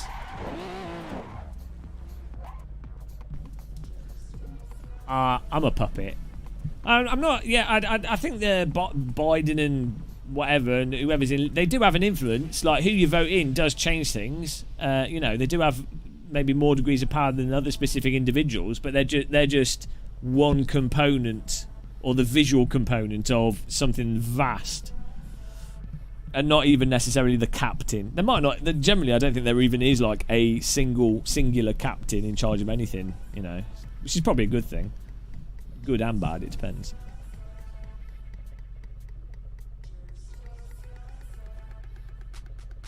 Oh dear, we don't go into bloody don't go into Eastern politics. That's like a minefield. Speaking about evil, how is it possible they allow... Oh no. Well, I'm not getting into that.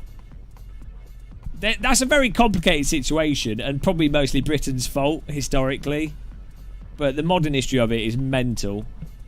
They're so bananas. You're going to need to pull out some like dissertations. You're going to argue either way with lots of facts and figures. I'm not prepared to go into that. Hello, artist Matthew Harvey. We could talk about stuff that's from 100 plus years ago. That's fine. You're onto your fifth Stella. Nice one, man. I don't even drink. Hey guys, we've got the Aussies are all coming in. I wonder why my live streams and videos always get demonetized. What could it be? You're not allowed to talk about these topics. These are forbidden topics. I mean, questioning de facto capitalism is dangerous enough. That's that. No, I just put the camera higher. I've actually got fatter. I'm wearing black as well. It hides my flabby folds. I need to stop eating again.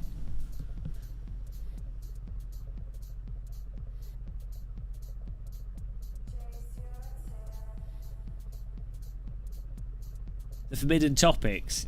You're just not. Well, you don't know what they are because you're not allowed to talk about them. They are forbidden. Oh dear! It's at midnight. Exactly. It's the race room shirt. Race room makes you look thinner. No softball stuff. YouTube can't handle it. Calling a proven liar a liar isn't allowed. Oh no, that was never allowed though, because it's not following the rules of the toffs. That is funny, isn't it? First rule of Game of Muscle is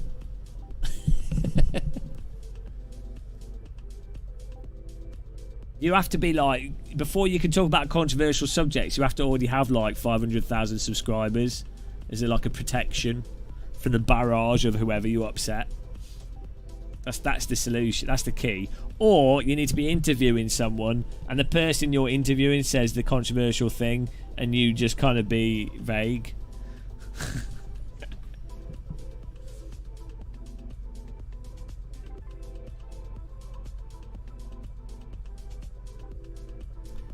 Right. On that note, on that tea-filled note, I think it's time to have a try and sleep or something. My chat keeps disconnected and there we go. I'm an AC. I'm not a gatekeeper. I'm a cattle grid keeper. Hello, Steve Marshall. A spoon in a cup placed on the back seat makes a very good road bump indicator. I'm cattle grid keeping. Get it right. And we've got the ramps for the hedgehogs. Ben and Jerry's, the cookie dough ice cream. Is this you brought that up because they stopped selling it in like Lebanon or something, which is pretty funny. No ice cream for you. Fun fact: if you're ever in Devon, I highly recommend Gay's Creamery in Dawlish. Nothing like getting some nice fresh cream from Gay's Creamery.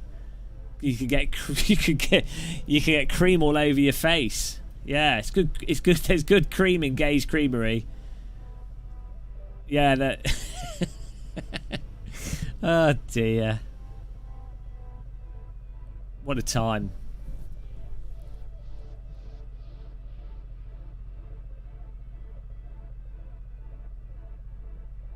They will cream you, yes. All over your face. No one's ever made that joke, is he? Literally the first innovator of comedy. Alright, Ash. That was my contribution to the internet.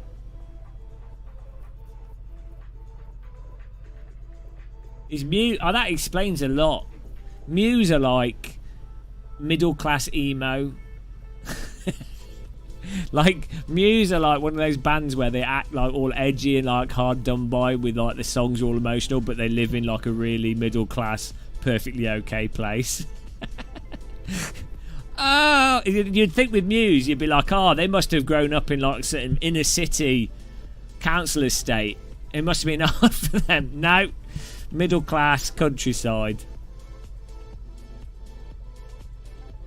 I almost drowned opposite Starcross train station. I have a habit of almost drowning. Got trapped over there whilst the tide was coming in. Ended up having to walk along the train line. I had to climb onto the train line and walk all the way, and then climb across the golf course. What a place. Great times. Tide comes in pretty quick and it's very muddy.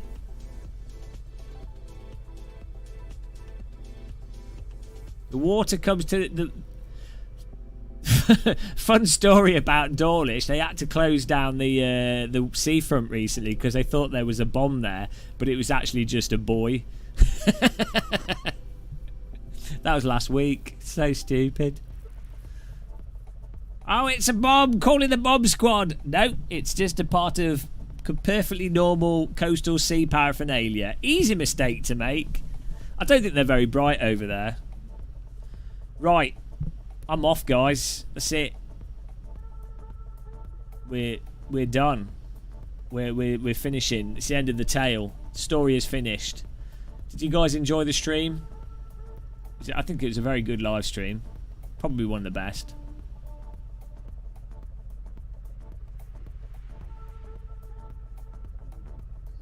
Who plays Race Room for 5,849 hours? Look here, Gasper. We need to get back on Race Room ranking. It was definitely emotional. Tears out the doors. Cars flooded. It was like a German river. Too much water.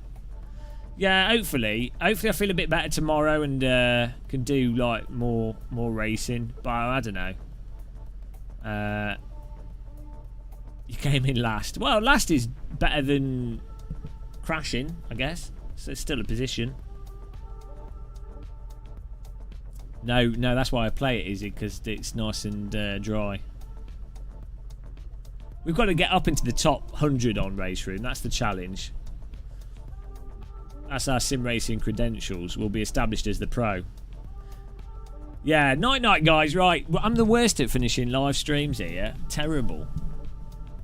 I'm doing a James Tumulty. By the way, guys, you should subscribe to him. He just sits there with his box on his face and his wife talking about geology. Is he live streaming? No, it'll be too late. He'll be in bed. He'll be charging his electric car with his wife. They'll be both charging cars together. Go and check out his channel. He deserves more views. He's a nice, chilled out guy. Maybe he'll fix his car eventually if you do watch his channel. How about everyone watching this? Go to James Tumulty's channel on his most recent video. Type a comment like happy tea drinking or something. Just so he has tons of comments that say happy tea drinking. That'd be funny. Right. Bye guys. Thank you for watching. Subscribe and like. Unsubscribe, dislike, format your C drive. Goodbye.